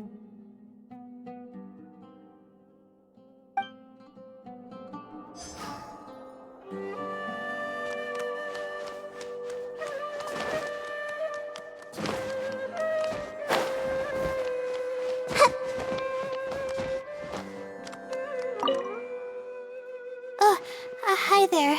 Have you heard of the legend of the Wisdom Silly? Do I really look like the kind of student that would be interested in such a pointless legend? Oh, I'm sorry. We were just curious. Well, I do happen to have some information on it. Huh? Logically, that has nothing to do with the question I asked.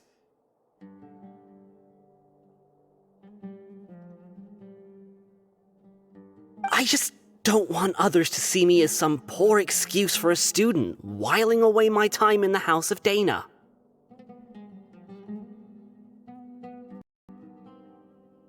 I don't really think bad students would come to the House of Dana to pass the time.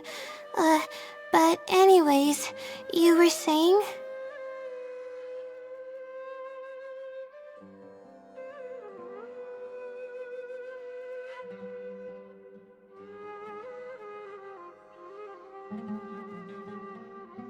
Well, I spend most of my time here, and I have noticed something odd before.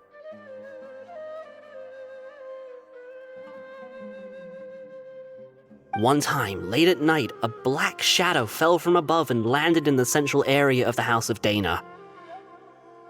Of course, I was a little sleepy at the time, but it startled me, and I got up to see what was going on.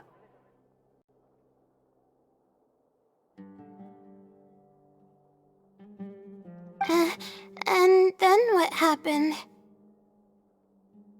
Then, the shadow quickly circled behind me with incredible speed. Just as I tried to turn around to get a look at it, I fainted.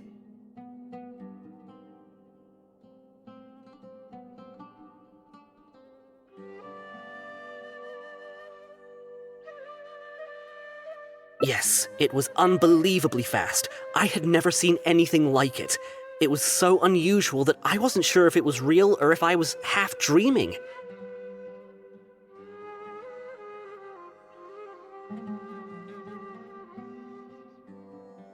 But given how popular the legend of the Seelie has become lately, maybe this has something to do with it.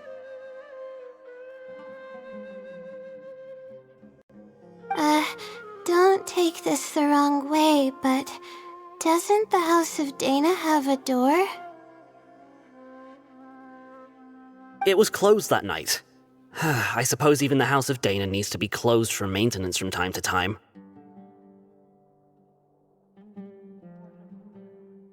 I see. That makes sense.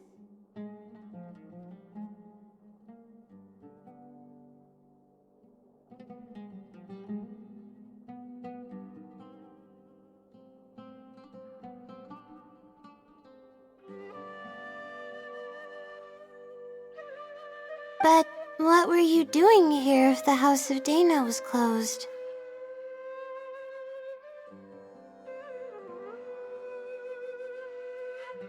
Don't look so surprised. It's a common practice to find a place to hide before they lock the doors, so you can continue reading books here. Everyone knows that. Anyway, thank you for the info. I'll be sure to take note of everything you mentioned. You're welcome.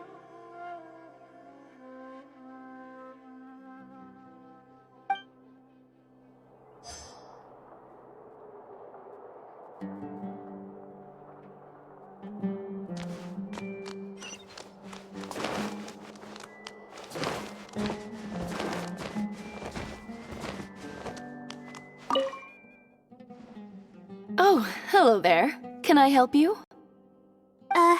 Hello. Hello, I'm a Ratawahist student and would like to see the checkout logs for theoretical astrology and a quick reference guide to astrology cases. Oh, are you also here to investigate the Ratawahist Wisdom Sealy legend? Also? I suppose it makes sense that we're not the only ones investigating such a popular legend. Yes, I myself am also quite curious about it, but unfortunately, I haven't found anything out of the ordinary. Given you're a Ratawahist student, I'm sure you know that a lot of research references these two books. All our copies of these particular titles are frequently checked out. I have looked into it, but found no irregularities in the checkout logs. Is there any chance the Sealy could have taken the books out and returned them without being noticed? Not likely. That would be almost impossible. The House of Dana is extremely strict about the circulation of its books. There will always be a record if a book is checked out. And even if it managed to figure out a way to take the books without leaving any record, it's possible that someone would come looking to borrow the books before the Sealy returned them.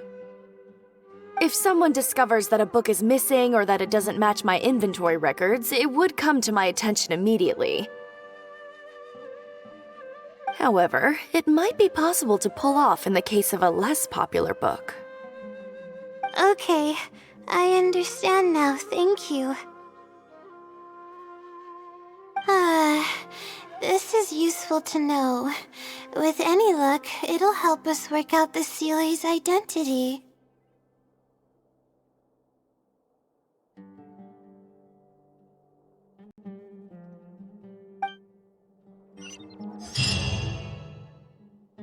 Okay, everyone's given us a lot of useful information. Let's go through it and try to organize everything. Some things we heard were pretty straightforward, but others were just, ridiculous. Yeah, let me think and see what I can make of it. Okay, calm down, Layla. I know the info's all over the place, but you can definitely do it. First, let's try to figure out the Sealy's identity based on the clues we currently have. Then, we'll analyze where it's been sighted and its motives. Finally, we'll piece everything together. From there, we should be able to predict its movement. Alright, let's give it a try.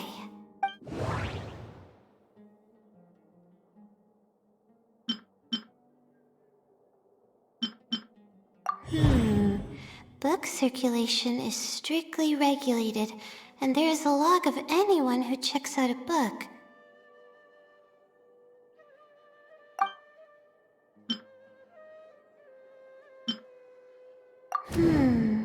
I think I heard somewhere that it has a lot of ridiculous abilities. It's been to the Chatrakam Cave, the Avidia Forest, and the waterfall south of Sumeru City. It once infiltrated the House of Dana while it was closed. The stamp.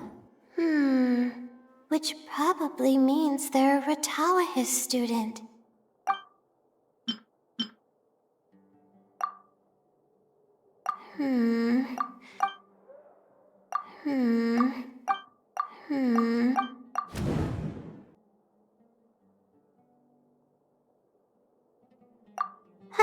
Okay, I think I've got it now.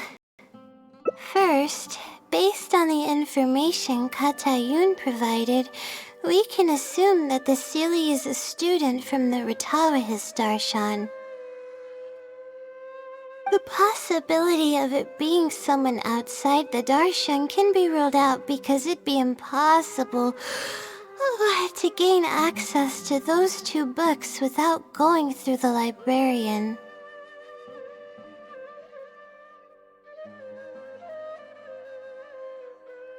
Next, leaving its crazy abilities aside, all the sightings took place in locations that are officially recommended for astrology observation by the academia. In other words, it's probably just conducting research, and the nature of its research is very similar to mine.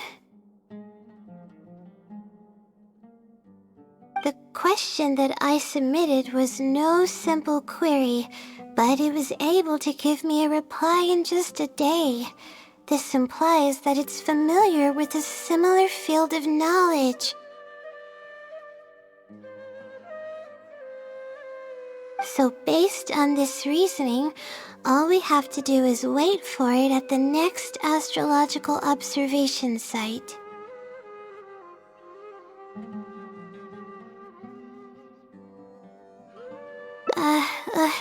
It's nothing, really. There are actually some other factors that I've been speculating about. But that's not important right now. Let's get going. Even though we have a lead, it's still hard to say whether we'll be able to make any discoveries. I'll tell you what I mean by that if the CLE doesn't show up.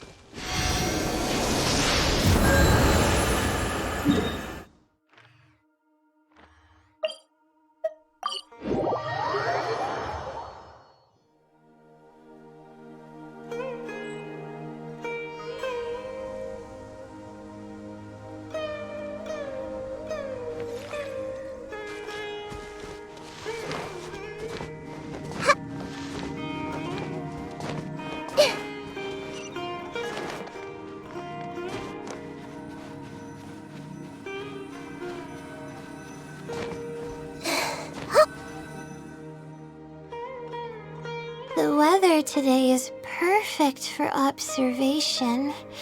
Let's see if it shows up. Honestly, spending an entire night waiting for something that we're not sure is gonna happen might not be the best use of our time.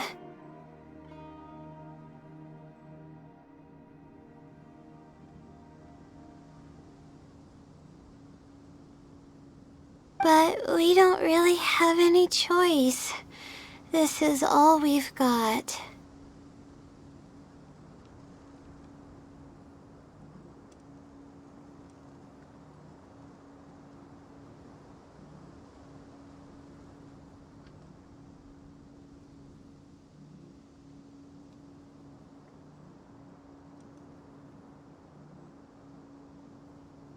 Get some sleep if you're tired. I'll be up. It's not like I could sleep anyways. Thanks. Oh, how about I share some basics about astrology with you? If you're interested, that is.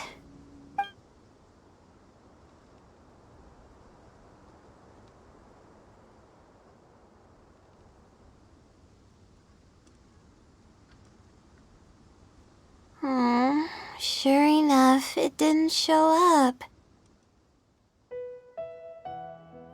We hardly saw any animals, let alone people. No matter how conclusive the evidence is or how perfect our reasoning may be, nothing will happen as long as I'm awake. They're probably one and the same. It's like I told you. I have a severe sleeping disorder, and there have been a lot of rumors about me sleepwalking. I tried to understand what I had been doing when I'm unconscious, but I've never been able to get any definitive evidence.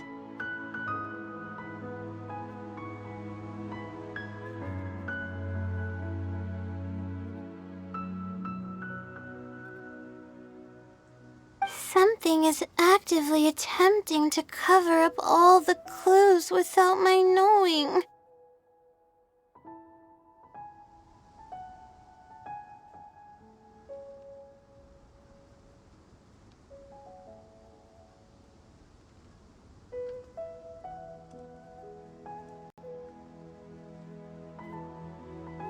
Maybe that something is me.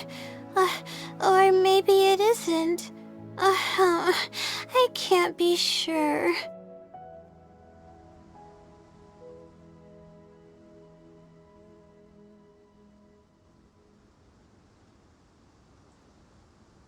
For all I know, I could even be the Seelie.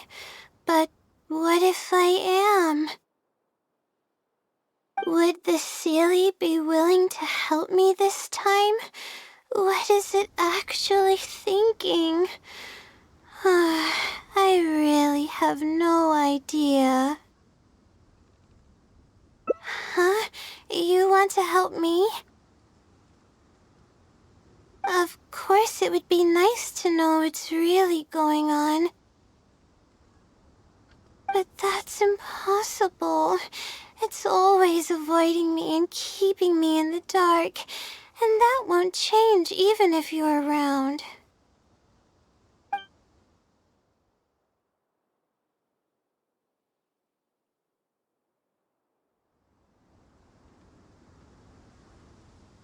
Huh? What's wrong?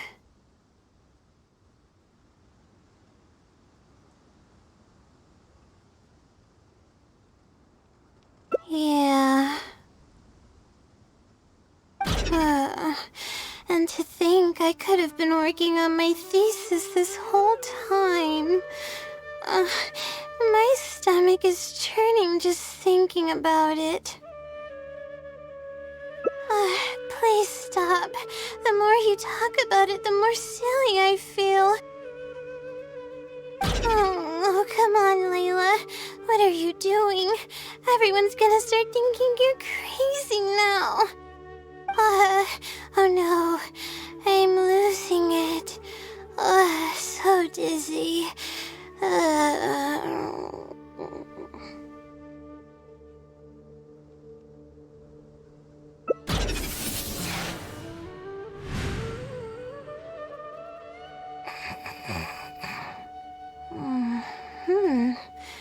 Oh, I'm sorry. I got distracted there.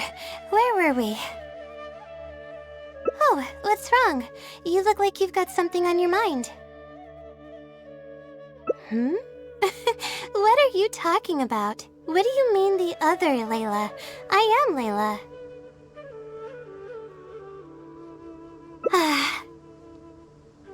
Fine. It appears that you were waiting for me to show up. I suppose there's no use in me pretending. I promise I don't mean any harm and I'll answer all your questions. But before that, would you mind telling me who you are first? Let me think. Okay, I got it. You two found this place by following the hints that I left behind. You were planning to wait for me. Or I should say you were waiting for the Seelie to show up. Was this your idea or hers? I see. Yes, she's always had great analytical skills. It'd be nice if she was more confident, though. All right, that's all the questions I have. Your turn. Please ask away.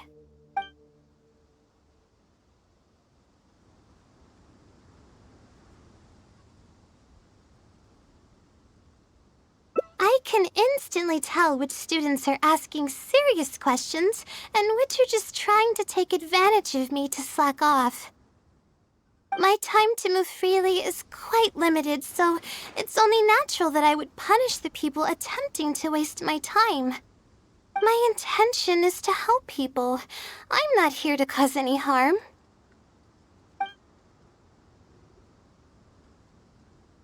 That's right. Though I didn't intend for it to turn out this way, really. I just wanted to help out a few other classmates who were having a hard time while I was helping Layla finish her thesis. You see, Layla doesn't have many friends at the academia. If the others noticed her helping them out, I thought maybe I'd help her become more sociable. Unfortunately, that didn't really work out. Instead, legends of the Seelie started going around. But that's alright. Infiltrating the House of Dana was a total accident. She'd forgotten an important book, and the House of Dana happened to be closed at the time. There were only days before the paper was due. I had no choice but to scale the walls with some simple climbing ropes and sneak in from above while the core of 30 wasn't paying attention. I had no idea there was still a student inside. I had no choice but to put him to sleep. Any clear evidence of my existence would only hinder my ability to conceal my identity. It would also expose me to Layla as well. As for the special powers, well, they're just things I did during the process of trying to finish the thesis. It's like I said, I don't have much time, so I need to be as efficient as possible. Well then, does that answer all your questions?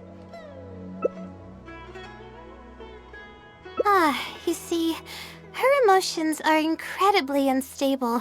She's constantly doubting herself. If she knew that there's another Layla who is capable of doing everything, she may think even less of herself. She could think, maybe I should just leave it all to her. I'm always relying on her anyway. Why not let her live my life for me? She might start thinking about giving up completely, and that's the exact opposite of what I'm trying to do for her. After all, she and I are one and the same. We're two sides of the same coin. No one knows her greatest strength more than I do. It's her resilience. If she's able to persevere in everything she does, then one day she won't need my help anymore. I trust that she's capable of doing that, and it's something that she should do on her own. She actually discovered the key data she needs for her thesis a long time ago. She just didn't organize it well enough. I'll complete her thesis for her just as I have in the past.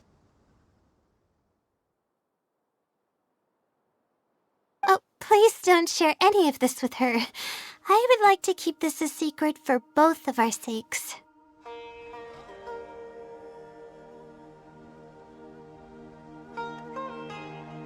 Thank you for doing this for me. No, for us.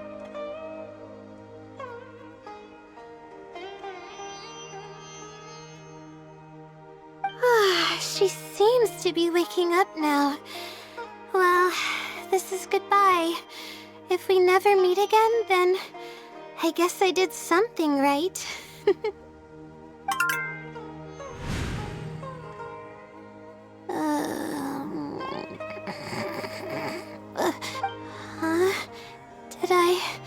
Did I faint? Or did I fall asleep? Oh, sleepwalking? I wasn't I? Really? I don't believe you. You're hiding something from me. It's written all over your face. You said you were gonna help me, didn't you? Why are you holding out on me now? Please tell me. You promised you'd help.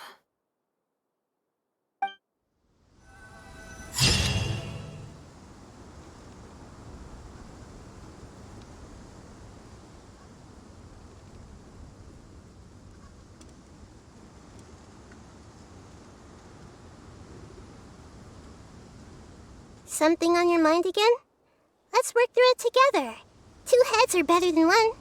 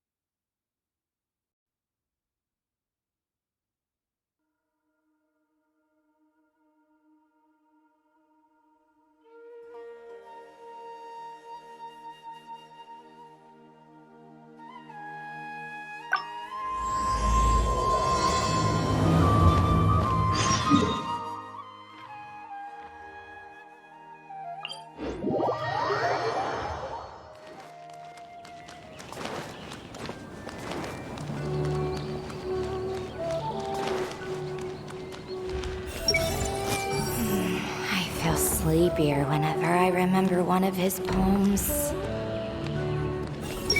I should probably make an admission brochure and put it up on the side. But I'm sure no one would read it.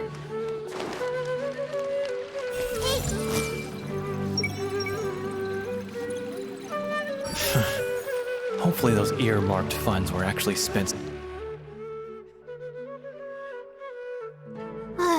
Oh, we meet again. Sorry, but I don't really have time to chat right now. I was originally looking up some information at the House of Dana, but the more I read, the more I realized that my thesis is horribly lacking.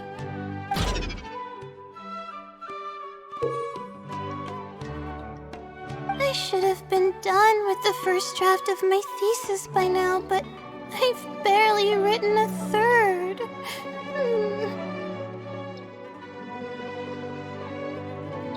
Well, I guess I have to keep looking up as much info as possible. I shouldn't give up now. But who am I kidding? Maybe I'm not cut out to be a researcher. Maybe I shouldn't have come to the academia in the first place. All I've done is cause trouble for my advisor and classmates. I should probably notify my advisor sooner than later, so he can focus his attention on the other students. No, I don't even have the guts to bring it up, and I haven't completely given up yet.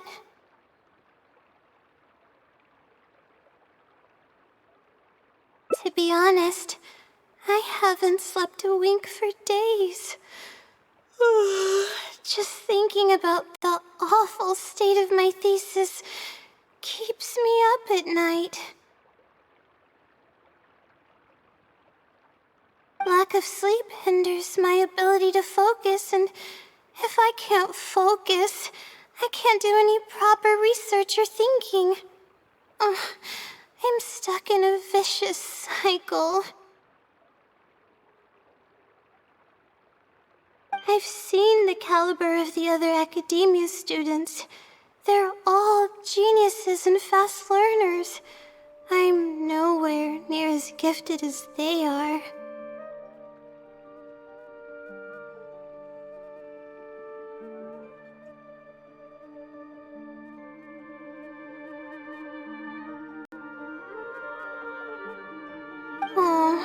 If it wasn't for someone who's been helping me out, my advisor probably would have kicked me out of the Darshan by now.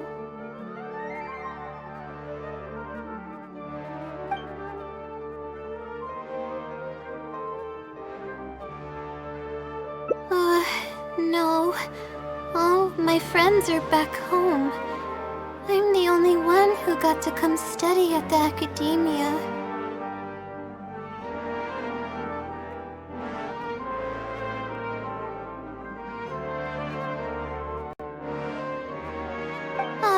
This might sound strange, but I actually don't know who's been helping me. I don't even know if they're a person or not.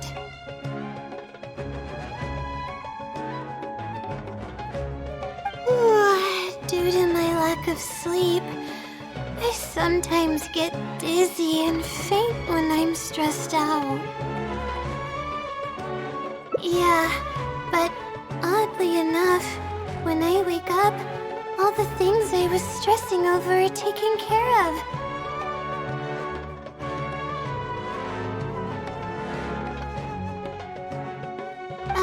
My homework's somehow finished before the deadline, and my papers are perfectly written.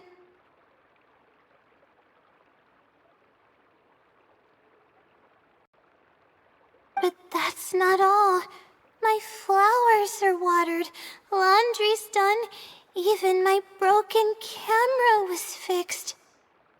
I really don't know what's going on, but for now, I'm calling the phenomenon a blessing from the stars. Maybe the stars above decided to help out after seeing all the effort I put into my research. If that's even possible. But there's no point in me studying at the academia if I keep relying on this mysterious phenomenon. It comes down to my own efforts, improving one step at a time. How else can I honor my parents and live up to the expectations of everyone who knows me? Oh no, I've already spent too much time chatting.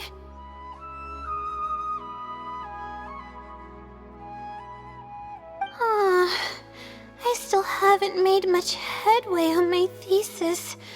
At this rate, I'll need the Wisdom Seeley's help. Yes, but time's of the essence, so I have to take what I can get. Sorry. I'm just making excuses. But the Wisdom Seelie is truly amazing, and freely shares its endless knowledge.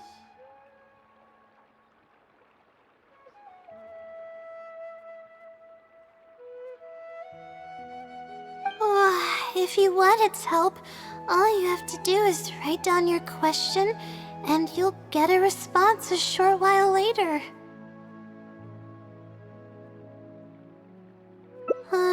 No one knows who or what it actually is. It's just known as the Wisdom Seelie.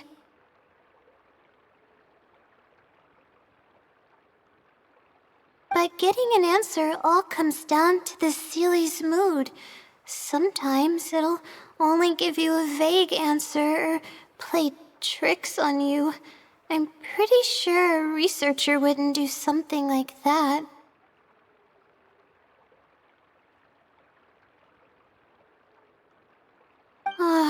All I can do right now is hope that it helps me.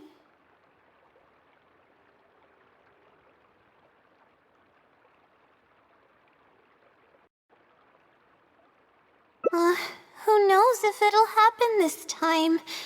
I can't put all my eggs in one basket.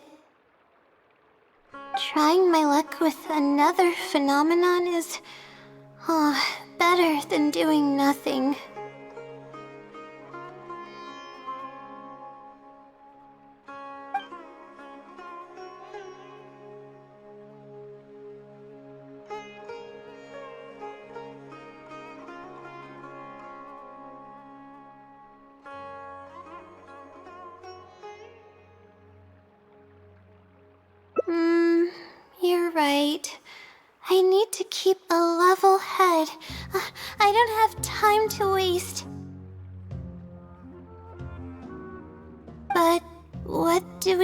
from here. I can't just go back and start packing to leave. Rest? But my deadline's just around the corner. Oh, I don't think I can afford to rest right now. You do have a point. Oh, sorry. I tend to panic easily, as you can see. Then how should I rest? I definitely won't be able to sleep. As soon as I close my eyes, all kinds of thoughts start floating into my head. Oh, that's a good idea. A cup of coffee might help clear my head. Let's go.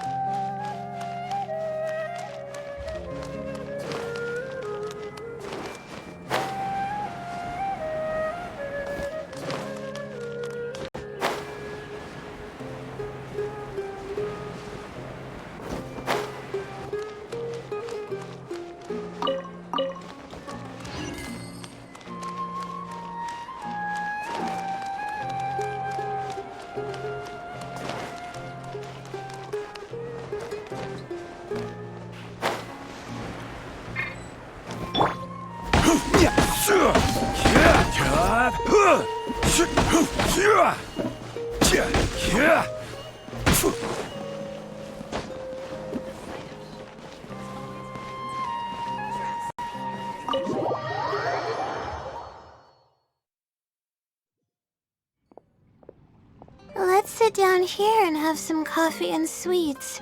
It'll help me put my thoughts together. No. We're here to rest. My problems will have to wait for now. Oh, hey, Layla. Huh? I'm one of Layla's classmates. I just came by to say hi. We just submitted our theses and we're totally beat. Everyone will be meeting here to celebrate. Seeing how relaxed you look, you must have already had your thesis finished ages ago. Oh, no, I'm actually having a lot of trouble with it. You say that every time we talk, but you've never missed a deadline. Not only that, your papers are always well-written and thorough. Your advisor is constantly praising your work. Yet you're always going around saying stuff like, I can't make it, I don't understand, I'm super worried. That kind of talk doesn't reflect your work at all, you know. Well,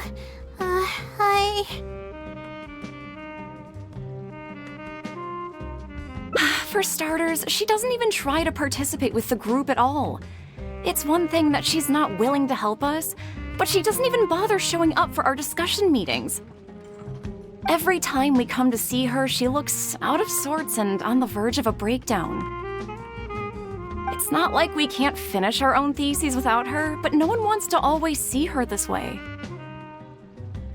I know. Sorry.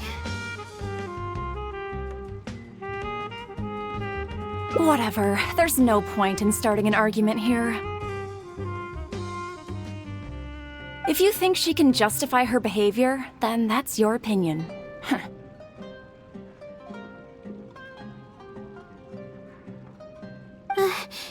Thanks for standing up for me.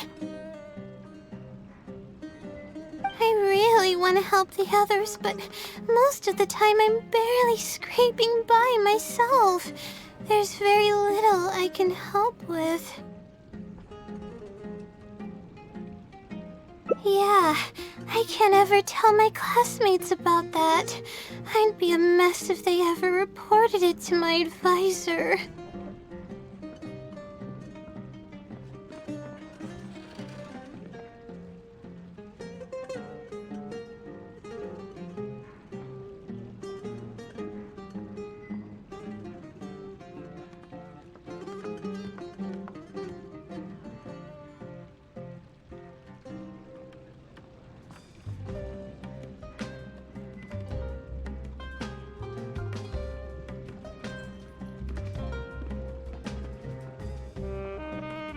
It's really just a big misunderstanding, and there's nothing I can do about it. Everyone just gives me weird looks and judges me. It's making it really difficult to find friends.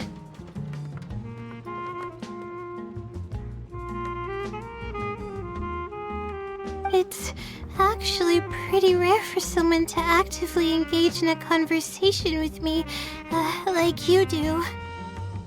Huh? What do you mean?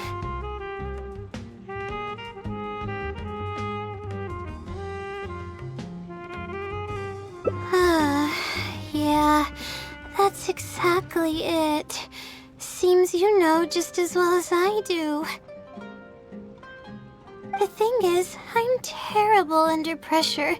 That's just my nature. Even the thought of everyone's expectations back home is enough to make me feel nervous. And the more nervous I get, the worse things become around me. Take what Munira just said, for example. I don't think I'll be able to get it out of my mind for the entire day. That means I won't be able to relax at all today.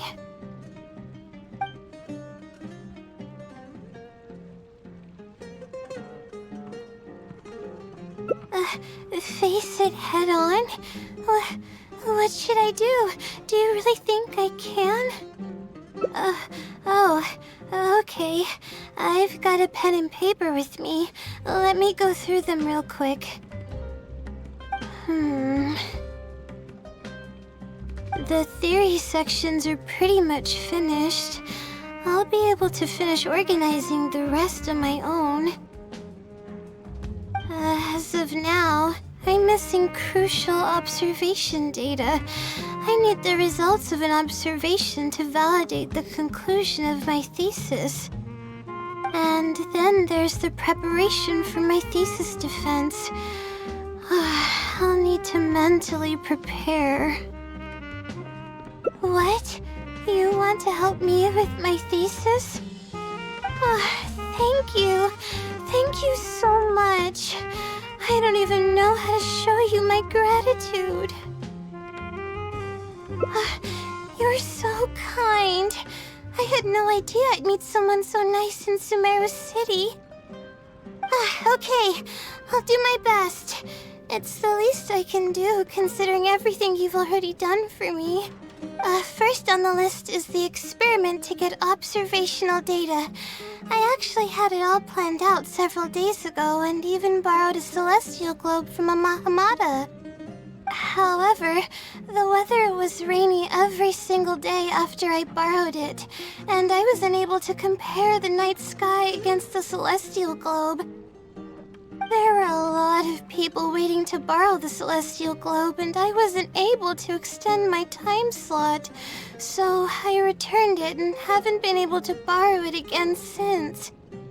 That's why I still haven't performed the necessary observations yet. I don't know what to do. That's right. The celestial globe is a high-precision device used specifically for researching the stars. Submitting an application to borrow one from the academia is pretty much the only way for me to get my hands on one. Huh? Why the Adventurers Guild? Oh, I see. The Adventurers Guild is open to everyone's commission, so she might have some ideas. Okay, let's go and try our luck.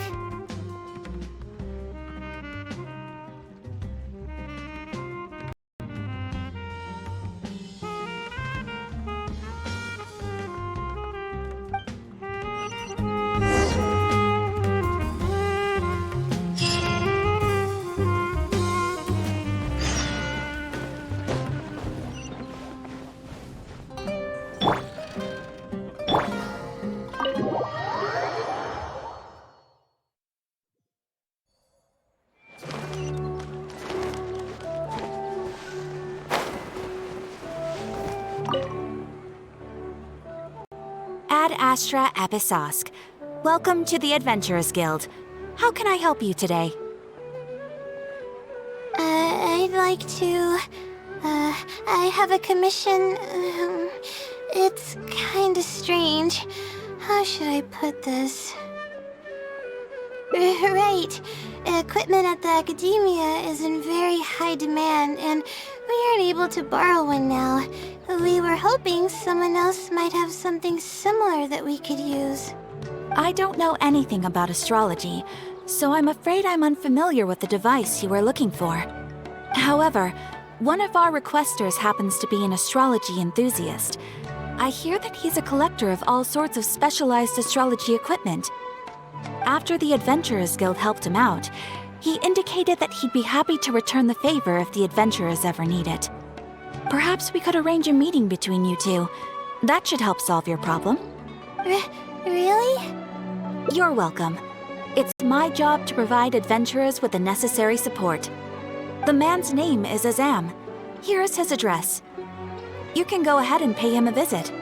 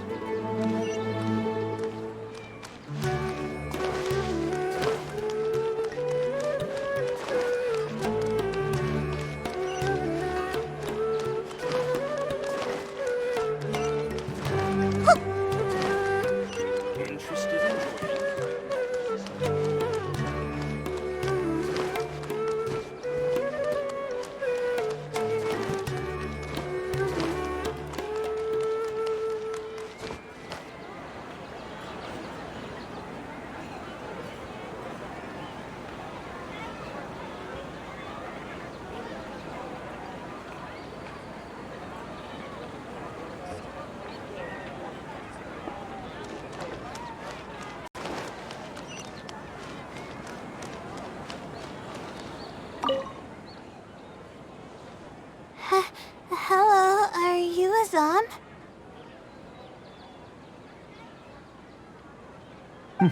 Yes, I am.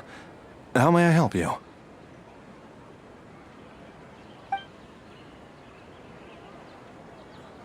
Ah, I see. Well, if it's a request from an adventurer, then I'll be happy to help you. I just so happen to have the device that you're looking for. Let me fetch it and show you, just to be sure. Yes, this is it. Thank you so much. Sorry, I didn't mean to interrupt you.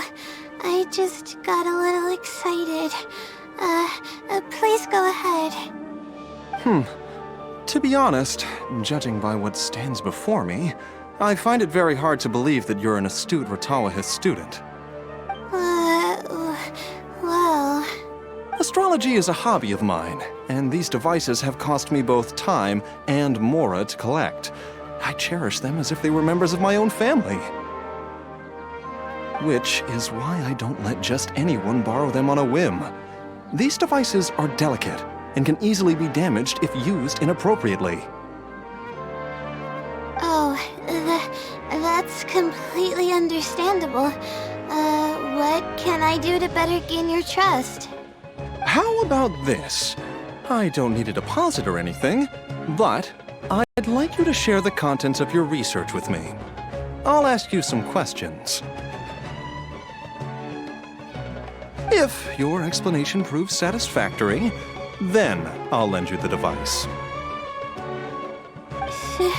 Share the contents of my research and answer questions?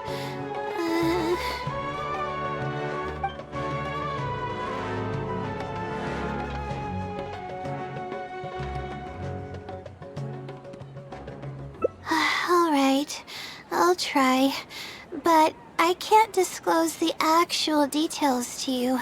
How about a general overview of the research? Would that suffice? Yes, that would be fine. You're probably aware that astrologists rely on the movements of celestial bodies to calculate the past and the future, as well as attempt to summarize the correlating principles, correct? Of course. This is the basic principle of astrology. My current research is about a certain phenomenon called astral shift. Interesting. That's not a topic any ordinary person would be familiar with. I have a basic understanding of the concept, but I'd like to hear you explain it. Okay. Well, in short, it means that the results derived from astrology are prone to change.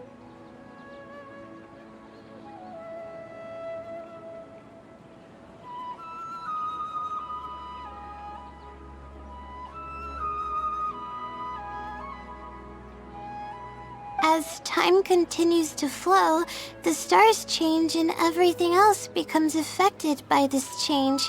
However, what's actually driving the change is what's worth investigating.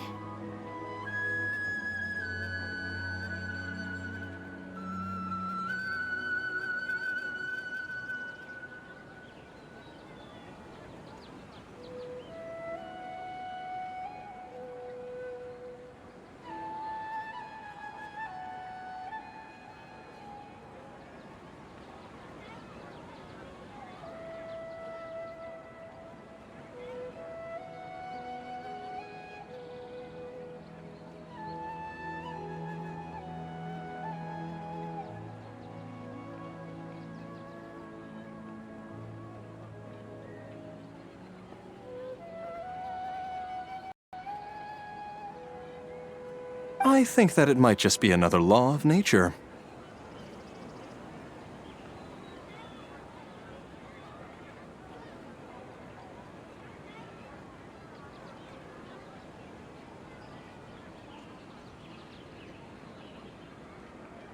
If the changes follow a certain pattern or routine, then it could be explained as some law.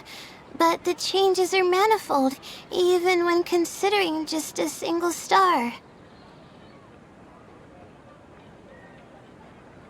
The changes could be resulting from a simple single orbit shift, or it could be a more complex double orbit, or even a triple or quadruple orbit shift. These phenomena have a dramatic effect on astrological conclusions. What I'm working on now is the research and prediction of the triple orbit shift phenomenon. Triple orbit? By yourself? Yes. That's right. You do know that adding an extra star to the equation increases the computational workload by more than tenfold, right? It does get a little complicated, but it's still manageable with the use of a few self-invented techniques and a large number of star logs and star charts. Which leads us to why I'm in need of a high-precision celestial globe. Amazing. I suppose I should never have judged a book by its cover. I thought you were just trying to half-heartedly deal with some school assignment.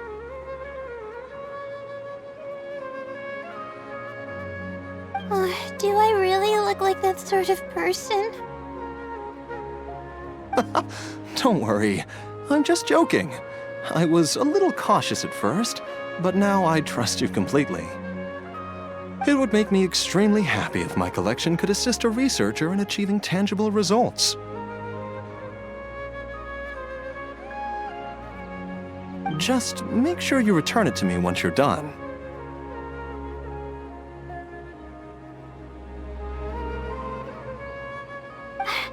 Oh, thank you so much.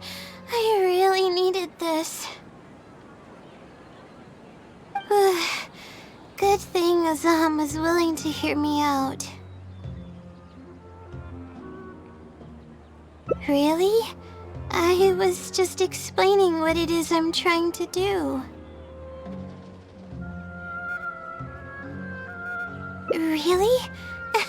I don't know if you really mean it, but I'm happy to hear that.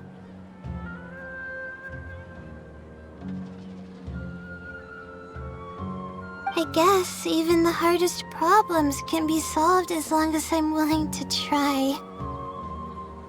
Recording and comparing data will be much easier now that we have this device. I can do it all on my own, too.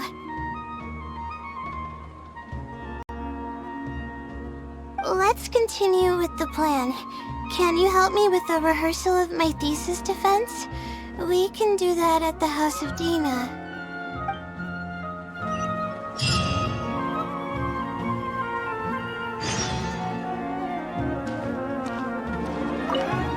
You're quite welcome.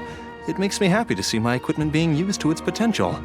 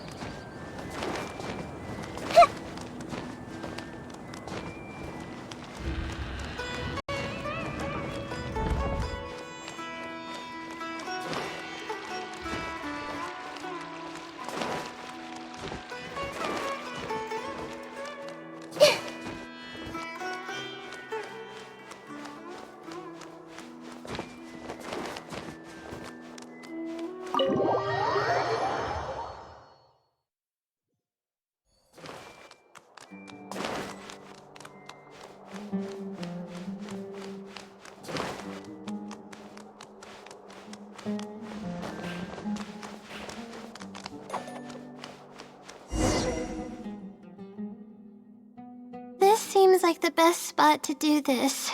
We'll need to be quiet so we don't disturb anyone.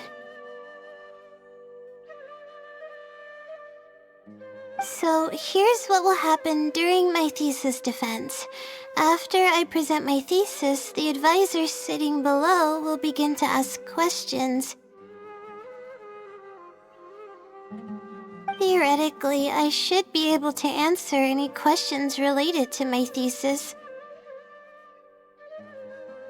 However, I tend to get really nervous when my advisors look at me, and I end up completely forgetting what I plan to say. That's why I want to rehearse and practice presenting my points in front of someone. That's right. You should have gotten the gist of the content of my thesis when I was explaining it earlier, so ask away. It's okay if your questions are a little off. I'll still treat them as real questions from an advisor and answer seriously. Wait a moment! Alright, Layla, you got this. You were able to explain everything earlier, so you can do it again.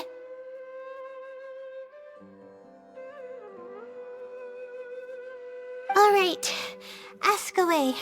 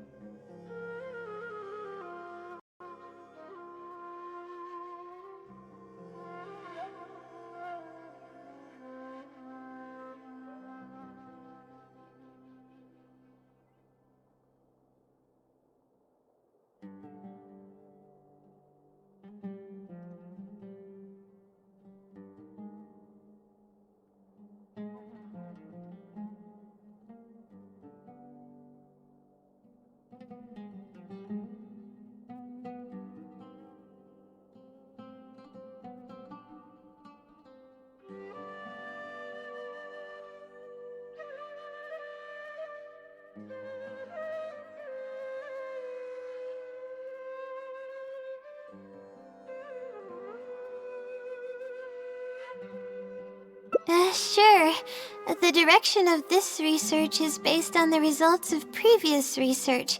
It's about the feasibility of applying my methodologies to the remaining triple orbit problems.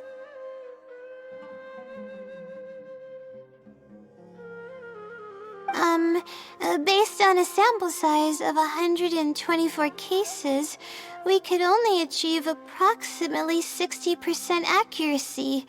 The results were not reliable enough to be implemented as a law. You can see the common traits of the erroneous samples on page 3. Excuse me, I mean from the star logs in the appendix.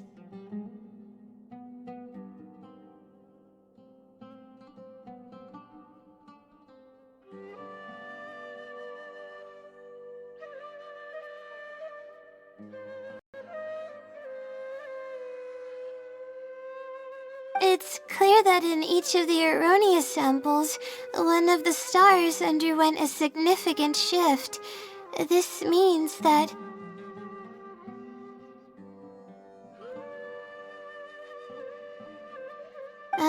we not only need to limit the number of stars, but we may also need to consider the degree of shift when applying triple orbit shift algorithms.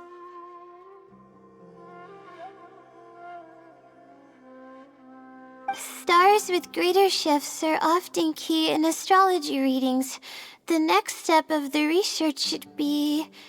the next step should be to identify the feasible thresholds of shift for applying our calculations.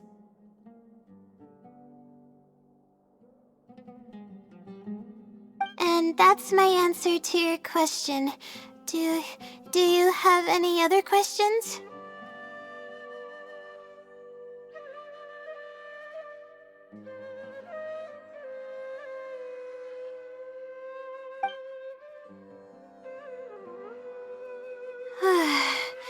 We're finally done.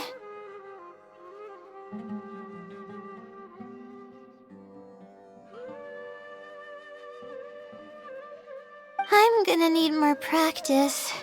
I can feel myself getting flustered, and I start to stumble whenever I'm asked questions that I'm unfamiliar with.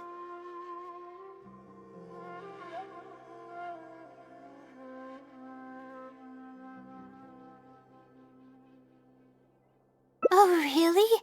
You mean it?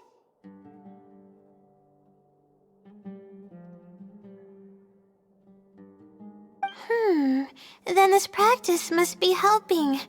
During my first thesis defense, I stood like a statue on the stage and my palms were covered in sweat. I couldn't get a single word out.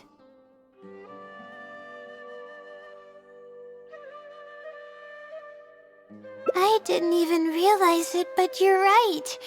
It doesn't seem like there's anything holding me back now.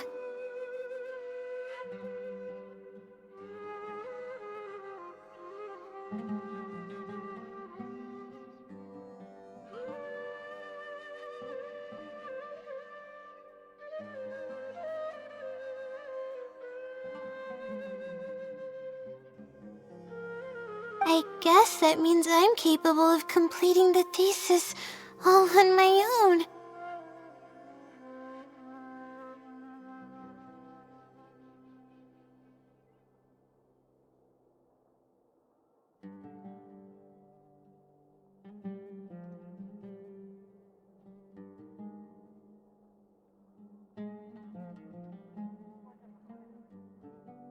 I can hardly believe it. This is amazing.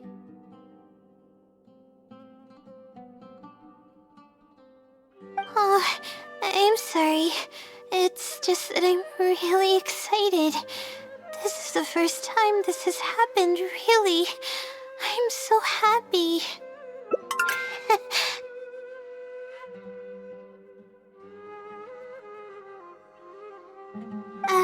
I'm not sure how to put this. I'm really happy about everything that's happened, but I'm also feeling a little sad. I still don't know anything about the blessing from the stars. Will it never happen again since I don't need its help anymore?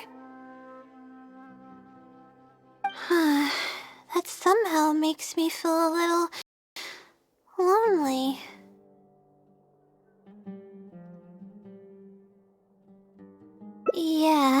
It almost makes the blessing feel like it was just a tool used for my studies, no?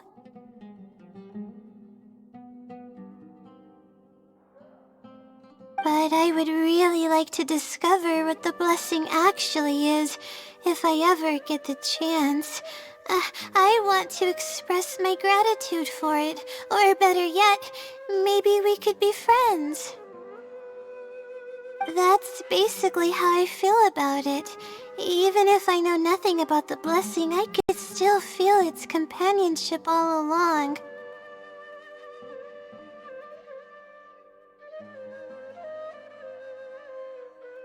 It's almost like how you helped me. I really cherish and appreciate it. After all, it wouldn't be right to take such blessings for granted in our lives. That's good. I hope it's a little more satisfied with the way I am now.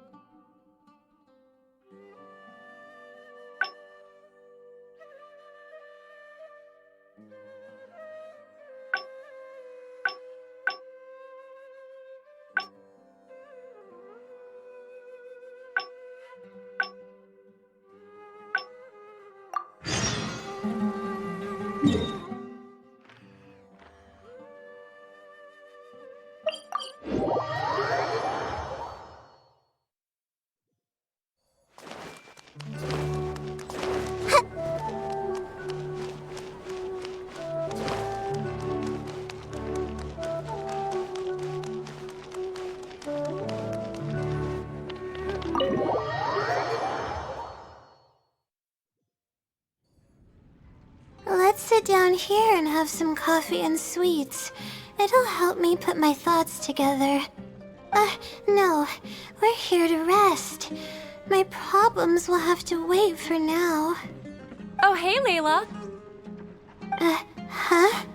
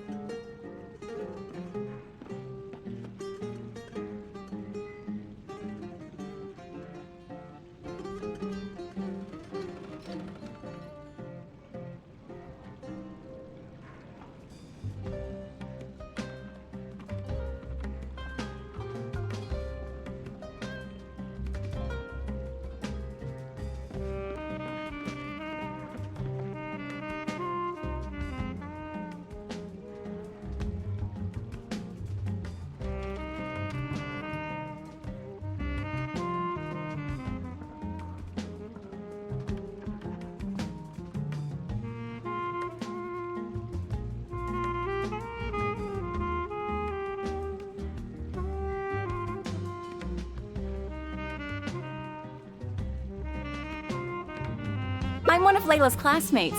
I just came by to say hi. We just submitted our theses and we're totally beat. Everyone will be meeting here to celebrate. Seeing how relaxed you look, you must have already had your thesis finished ages ago. Oh, no, I'm actually having a lot of trouble with it. You say that every time we talk, but you've never missed a deadline. Not only that, your papers are always well written and thorough. Your advisor is constantly praising your work. Yet you're always going around saying stuff like, I can't make it, I don't understand, I'm super worried. That kind of talk doesn't reflect your work at all, you know. Well, For starters, she doesn't even try to participate with the group at all. It's one thing that she's not willing to help us, but she doesn't even bother showing up for our discussion meetings. Every time we come to see her, she looks out of sorts and on the verge of a breakdown. It's not like we can't finish our own theses without her, but no one wants to always see her this way. I know. Sorry. Whatever, there's no point in starting an argument here. If you think she can justify her behavior, then that's your opinion. Thanks for standing up for me. I really want to help the others, but most of the time I'm barely scraping by myself. There's very little I can help with. Yeah, I can't ever tell my classmates about that. I'd be a mess if they ever reported it to my advisor.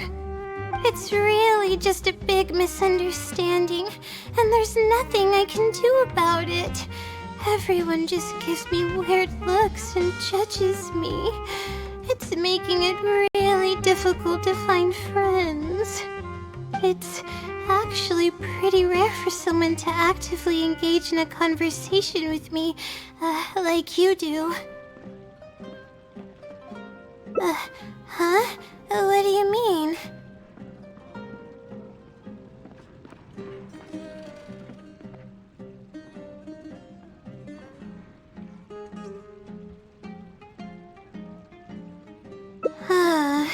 Yeah, that's exactly it. Seems you know just as well as I do. The thing is, I'm terrible under pressure. That's just my nature. Even the thought of everyone's expectations back home is enough to make me feel nervous. And the more nervous I get, the worse things become around me. Take what Munira just said, for example. I don't think I'll be able to get it out of my mind for the entire day. That means I won't be able to relax at all today.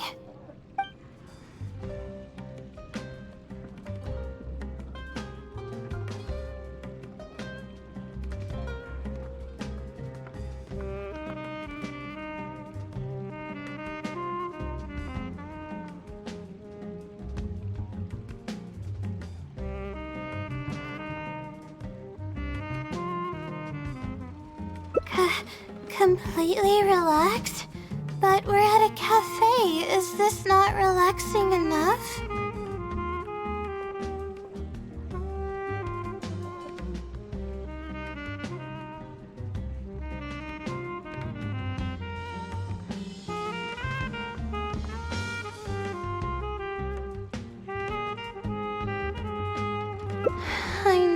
I know, but... Alright, no more buts. My life is a mess because of the decisions I've made for myself. I should listen to your advice this time. How do I completely relax?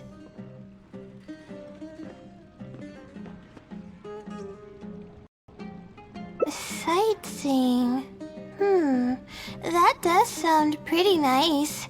I haven't set foot outside the academia in quite a while. I used to enjoy visiting the rainforest, but it's been a while since I've been there. Maybe a lot has changed. Okay, why don't we go there and take a look?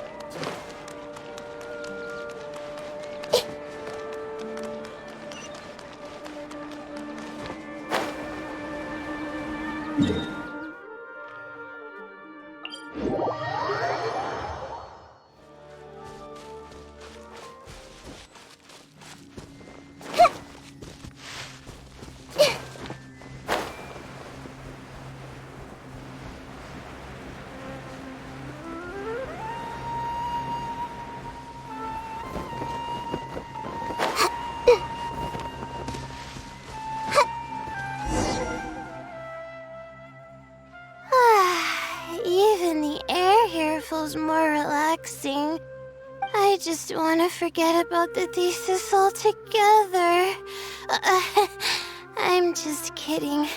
Knowing me, I'd only be able to forget about it for a little while. This doesn't count as trying to avoid my problems, does it? That's quite the legitimate excuse. No, it's more of an explanation. Even I'm starting to get bolder with my words. I grew up in a place like this, looking into the distance now with the breeze in my face makes me feel like a kid again. Oh, those were the happiest days.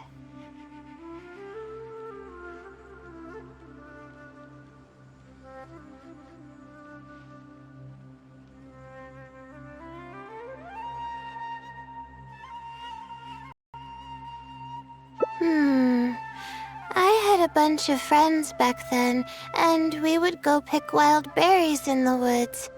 No matter what ingredients we found, we would cook them over a fire, and whoever lost one of our games would have to eat all of it. No, it wasn't that bad. It really depended on how lucky you were. Grilled apples and poinsettias are actually quite delicious.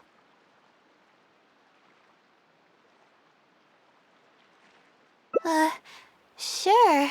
I haven't done that in ages. Let's go. Apples and zaytun peaches were the most popular fruits back then.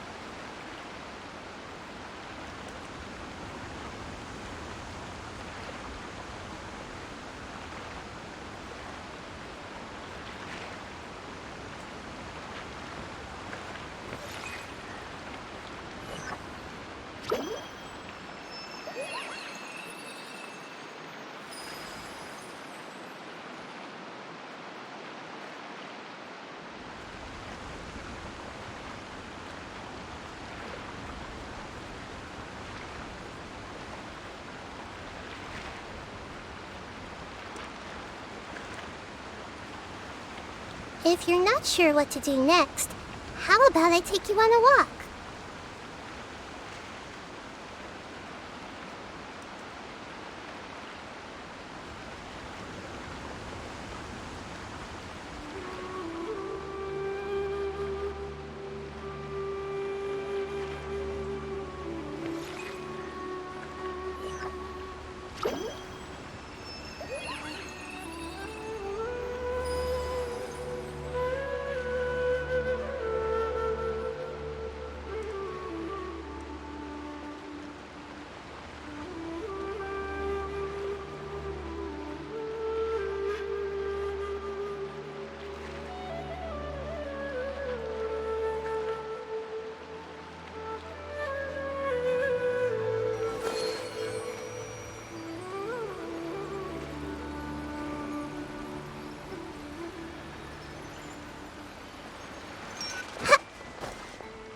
And of course, grilled fish is delicious too. A fish skin releases oils while cooking, which drip into the fire and cause it to burn even brighter.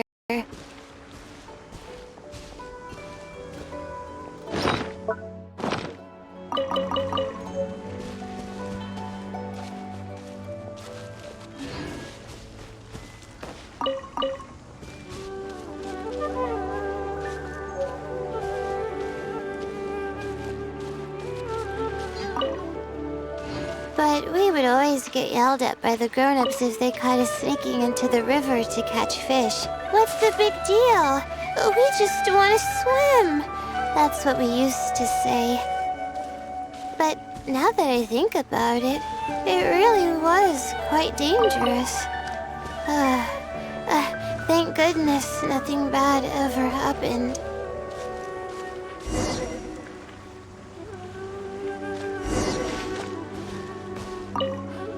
I think we found enough now, don't you?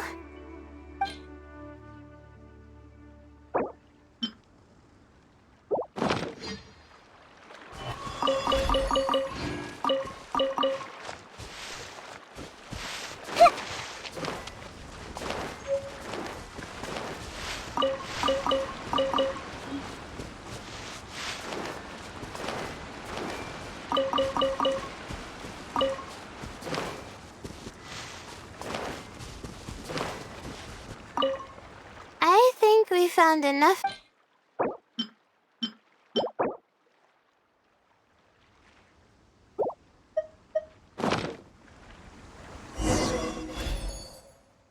Alright, these should be enough. There's nothing like the smell of fresh ingredients. They already smell delicious. I'll be here cleaning the ingredients. Can you please fetch some firewood for us?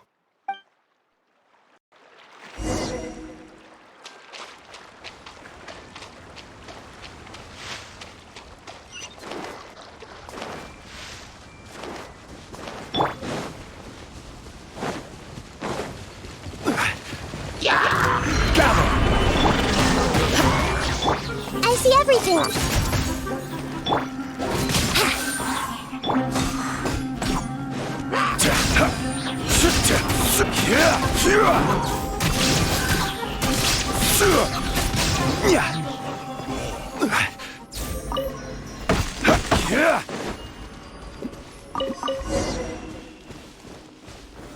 Stabilize!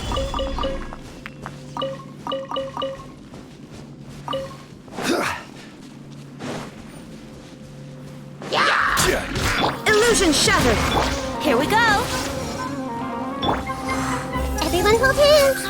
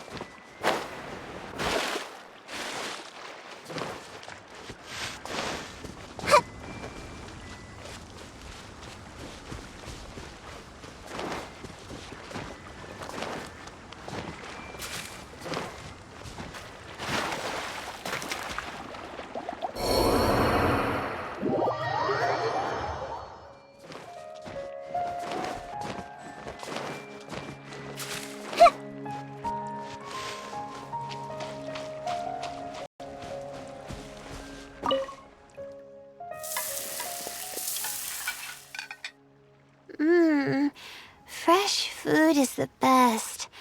I feel like I've traveled back in time. We all used to run around in the woods when we were kids. Trees and mud was the world we knew best. It doesn't matter how long I'm away from the forest, I won't ever forget the feeling of running through the trees. Oh, how about you? Can you relate to that feeling? It's almost like not knowing the world will change or ever expecting it to change. Whatever the case, it's a very warm feeling. In the end, I passed the admissions exam, and the life I had led came to an abrupt end. Later, as I sat in a lecture at the academia, my mind started to wander and I began to think about home.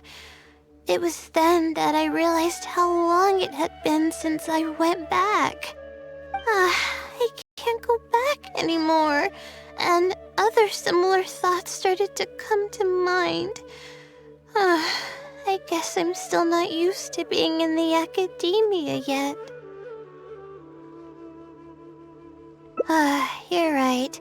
So we should let go of the past.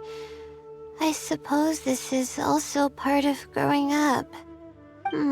But reminiscing about the carefree life of being a kid sure works wonders for the mind. You start missing those moments once you leave them behind, and that's part of moving forward. From now on, I'd like to cherish every single day of my life, even when it's not the smoothest of rides.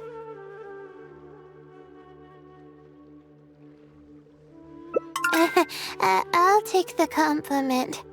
A little bit of sugar and a good view really go a long way for relaxation. I thought it'd be impossible for me to enjoy something like this. I thought I'd never be able to get my mind off my thesis. But now, I feel like I'm fully enjoying myself. It's really great. So, what are we doing next?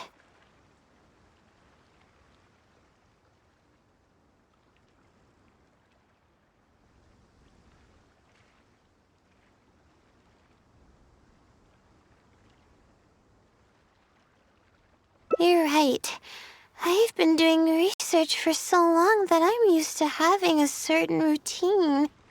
A carefree stroll. I like the sound of that.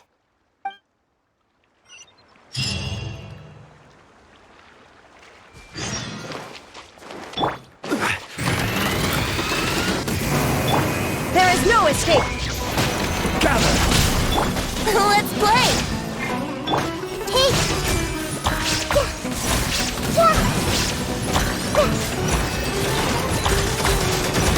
Everyone hold hands!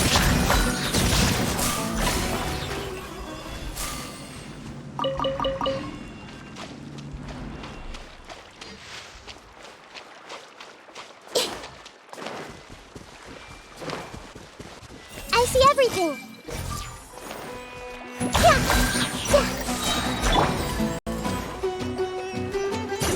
Solidify! Illusion shattered! Brace yourself! Yeah!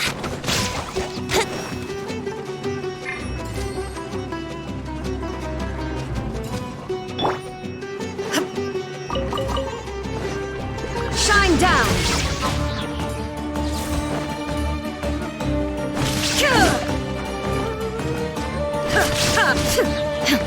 Here we go! There is no escape!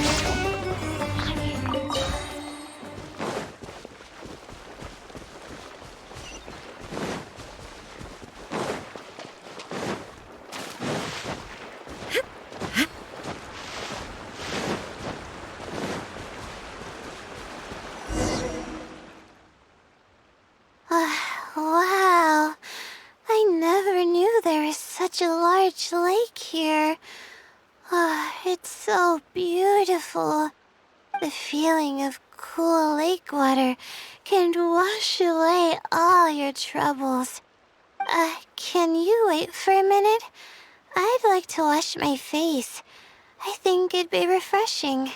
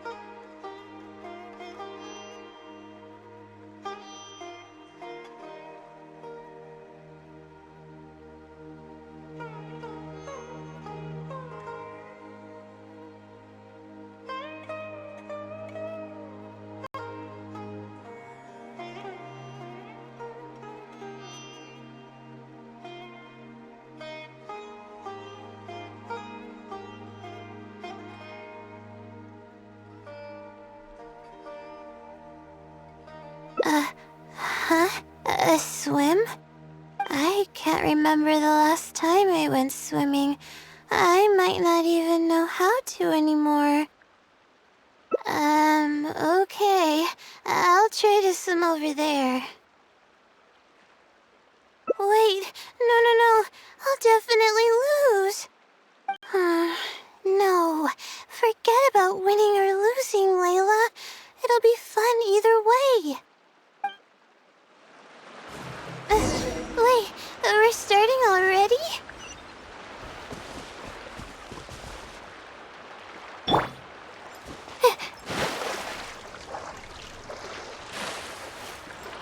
My guiding stars!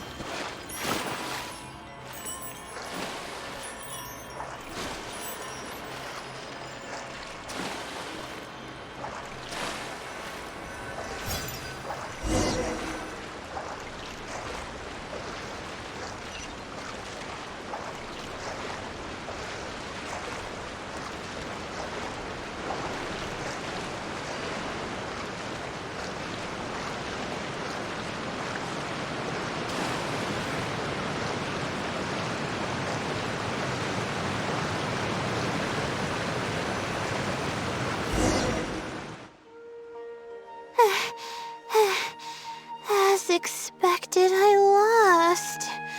How would I be able to beat an adventure at something like this?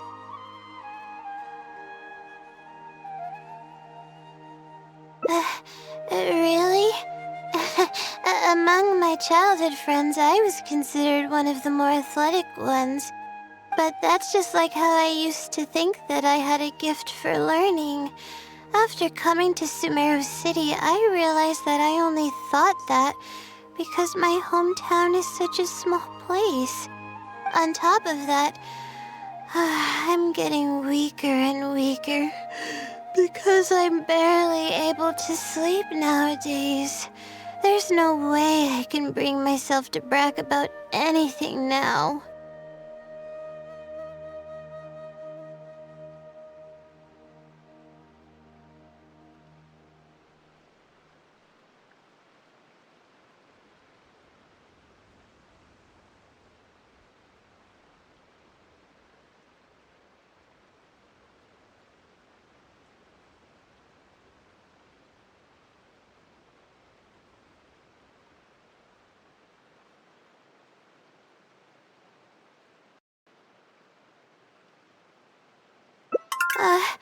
Please, you're always encouraging me. I'm starting to feel embarrassed. But swimming again really feels great. Every muscle in my body was engaged. I probably wouldn't have to worry about my thesis if I turned into a fish, don't you think? I'm just kidding, of course. I'm sure fish have worries of their own. I'm quite content with how things are right now. Let's keep going, shall we?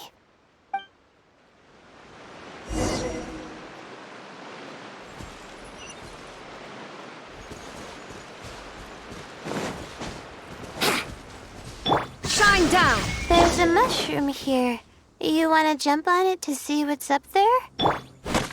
I haven't done this in a while. I kinda want to give it a try.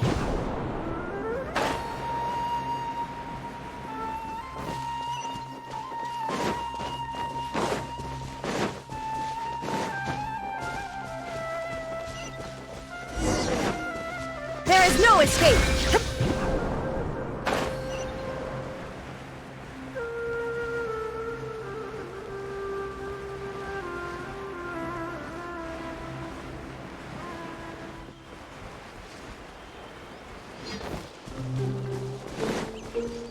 Shine down! Huh?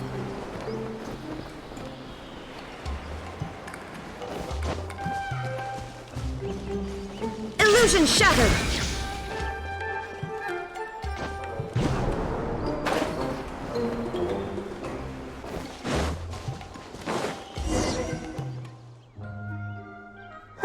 We've walked pretty far now, but I barely felt the time passing by.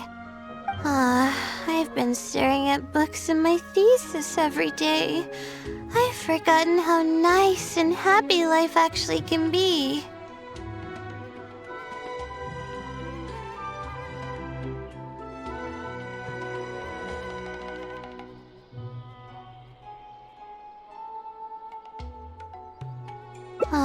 You're right. No matter how much of a hard time I'm having in academics, I should still find the time to look after myself and fulfill my needs. You really understand more about life than I do.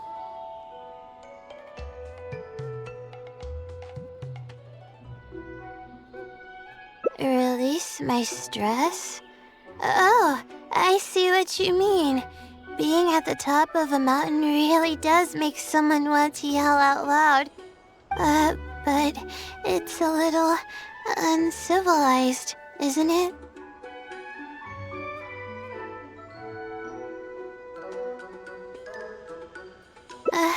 Alright, I'll give it a try.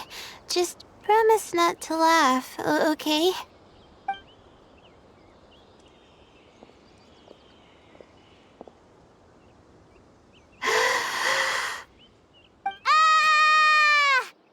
What an amazing day!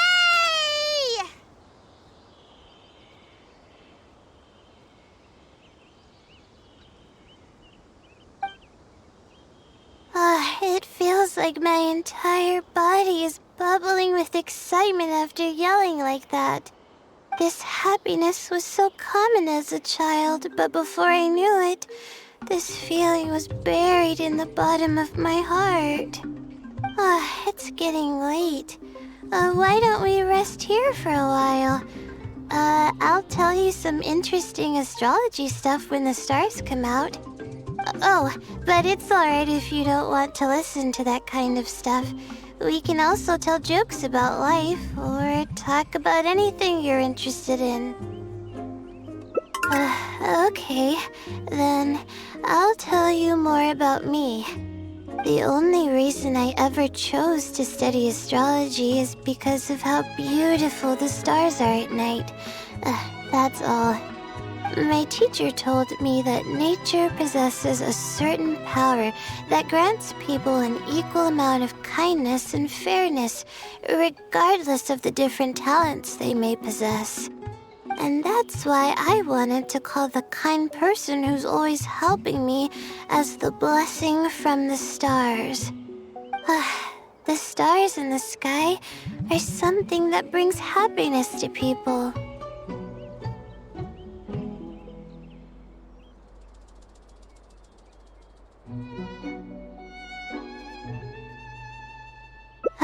Everything about home is filled with purity and passion. My memories of that place are wonderful. I never want to forget them. If I were to ever discard anything so pure, I don't think I'd ever be able to find a place to anchor myself in the vast sea of knowledge. That's why, no matter how tiring or how hard it gets, I won't let my family down. They are already an important part of me.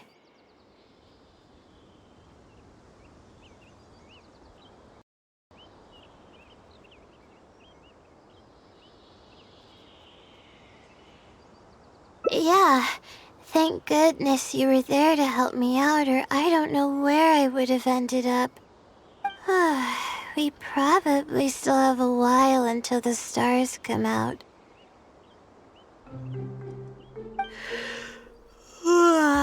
Only kids sit around like this, waiting for the stars to appear.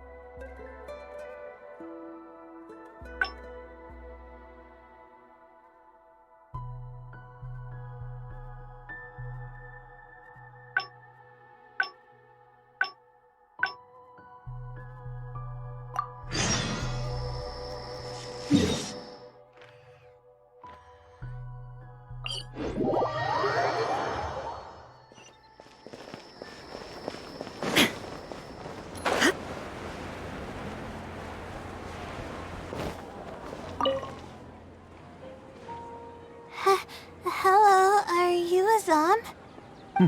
Yes, I am. How may I help you?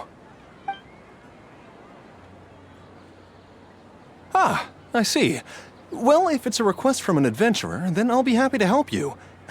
I just so happen to have the device that you're looking for. Let me fetch it and show you, just to be sure. Yes, this is it. Thank you so much. Sorry, I didn't mean to interrupt you. I just got a little excited. Please go ahead. To be honest, judging by what stands before me, I find it very hard to believe that you're an astute Ratawahist student. Well... Astrology is a hobby of mine, and these devices have cost me both time and mora to collect. I cherish them as if they were members of my own family. Which is why I don't let just anyone borrow them on a whim. These devices are delicate and can easily be damaged if used inappropriately. Oh, that's completely understandable. What can I do to better gain your trust? How about this? I don't need a deposit or anything, but I'd like you to share the contents of your research with me. I'll ask you some questions. If your explanation proves satisfactory, then I'll lend you the device. Share the contents of my research and answer questions?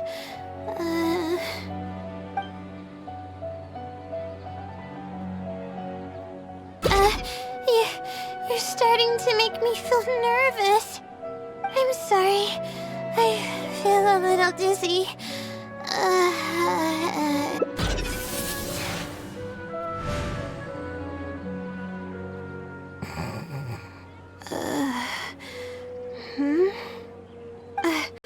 I'm okay. My mind just decided to stray elsewhere for a moment. Give me a second to gather myself. Oh, is this the celestial globe that I needed to borrow? Correct. I was about to test you with a few questions, but you suddenly started looking very uncomfortable. Oh, don't worry about it. I don't sleep very well, so I tend to get a little dizzy from time to time. I'm fine now. She seems a little different all of a sudden. Oh, I see.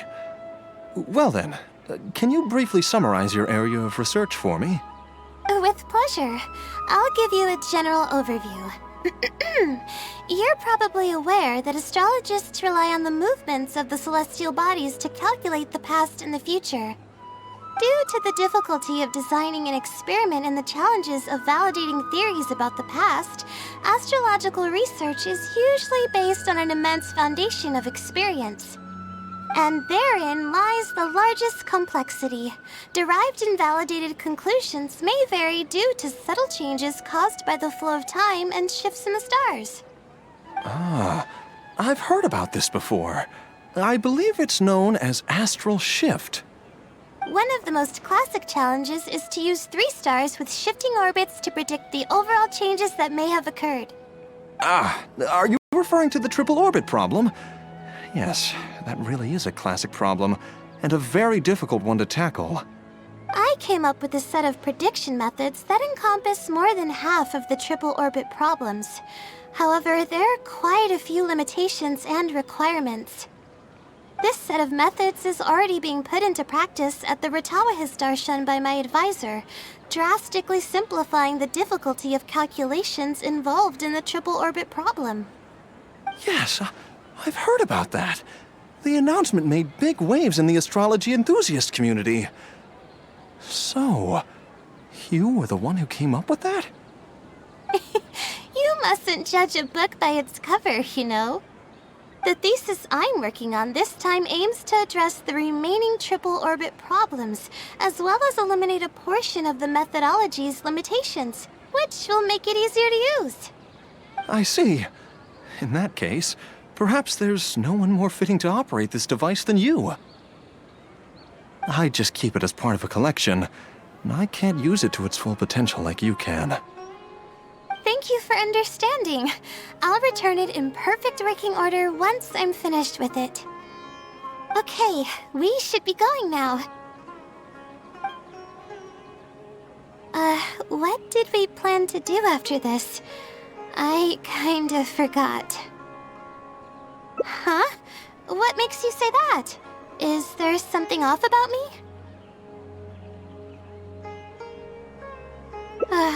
Fine. Looks like I can't keep the act up any longer. I even tried to look a little panicky to emulate her behavior. I suppose that is what she's been calling me. With her long-term sleep deprivation, whenever her anxiety peaks, she loses consciousness and I take over. However, her unpredictable and variable sleep patterns are completely out of my control, so I have to make every second count. There's no one willing to help her here, so I have to step in. I am rather curious about you, though. Why are you trying to help her? Really? That's great. You're helping with all the things that I used to do for her. Seems like you've given her a boost of confidence with your encouragement. She's only steps away from the finish line. She's already made a lot of progress, so there's no need to push too hard now. Anyway, what's the plan from here? I see. Well, it wouldn't be of any help if I practiced for her, but I'll leave some notes that should come in handy. Come on, let's go back to the House of Dana to make preparations. You'll have to tell her later when she wakes up.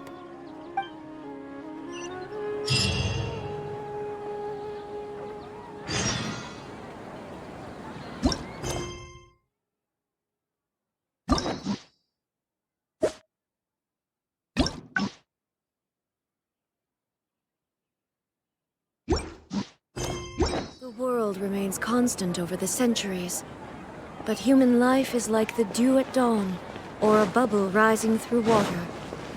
Transitory.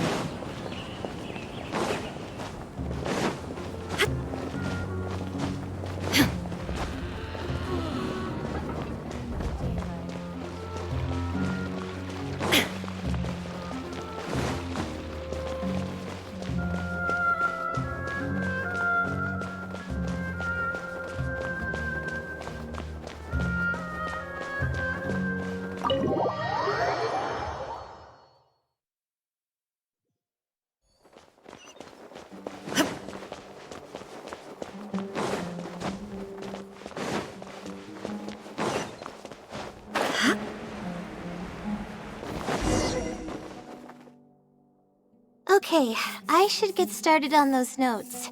If there's anything you're curious about, you may go ahead and ask now. I can answer you as I write. I'm used to multitasking. Oh, and I have to ask a favor. When you give the notes to her later, please don't tell her about my existence. Well, she's always been in a fragile state.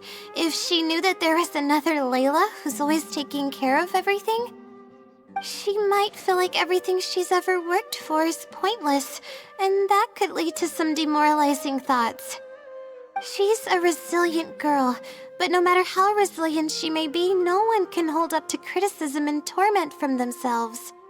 If her condition grows any worse, it's possible that I might cease to exist as well. Then there wouldn't be anyone to help her. She's getting better though, isn't she? It's apparent how hard she's working now. She's my source of knowledge. I'm merely the representation of how she would be if she were rested and healthy. I believe that she's one of the best, even in a place like the academia where geniuses come by the handful. But growth is a process and shouldn't be rushed. I will always believe in and support her. Believe me, even if she were to end up at rock bottom, she'd find a way to somehow laugh it off as one of her silly mistakes and climb her way out. That's the kind of person she is. All Alright, I've written down all the possible questions that I think the advisors might ask. Next, I'll put together a few words of encouragement for her. I'm not going to sign it, obviously. Oh, and don't forget about our agreement.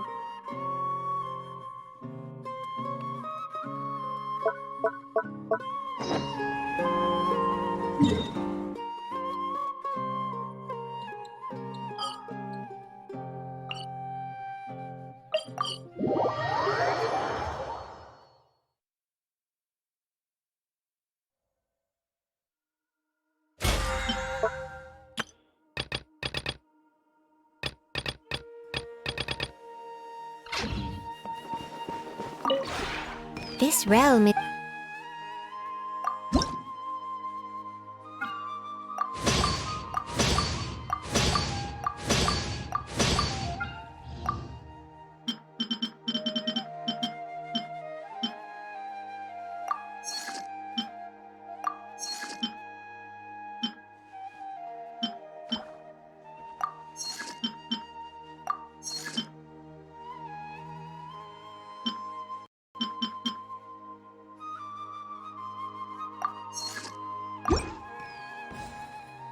If you ever have it...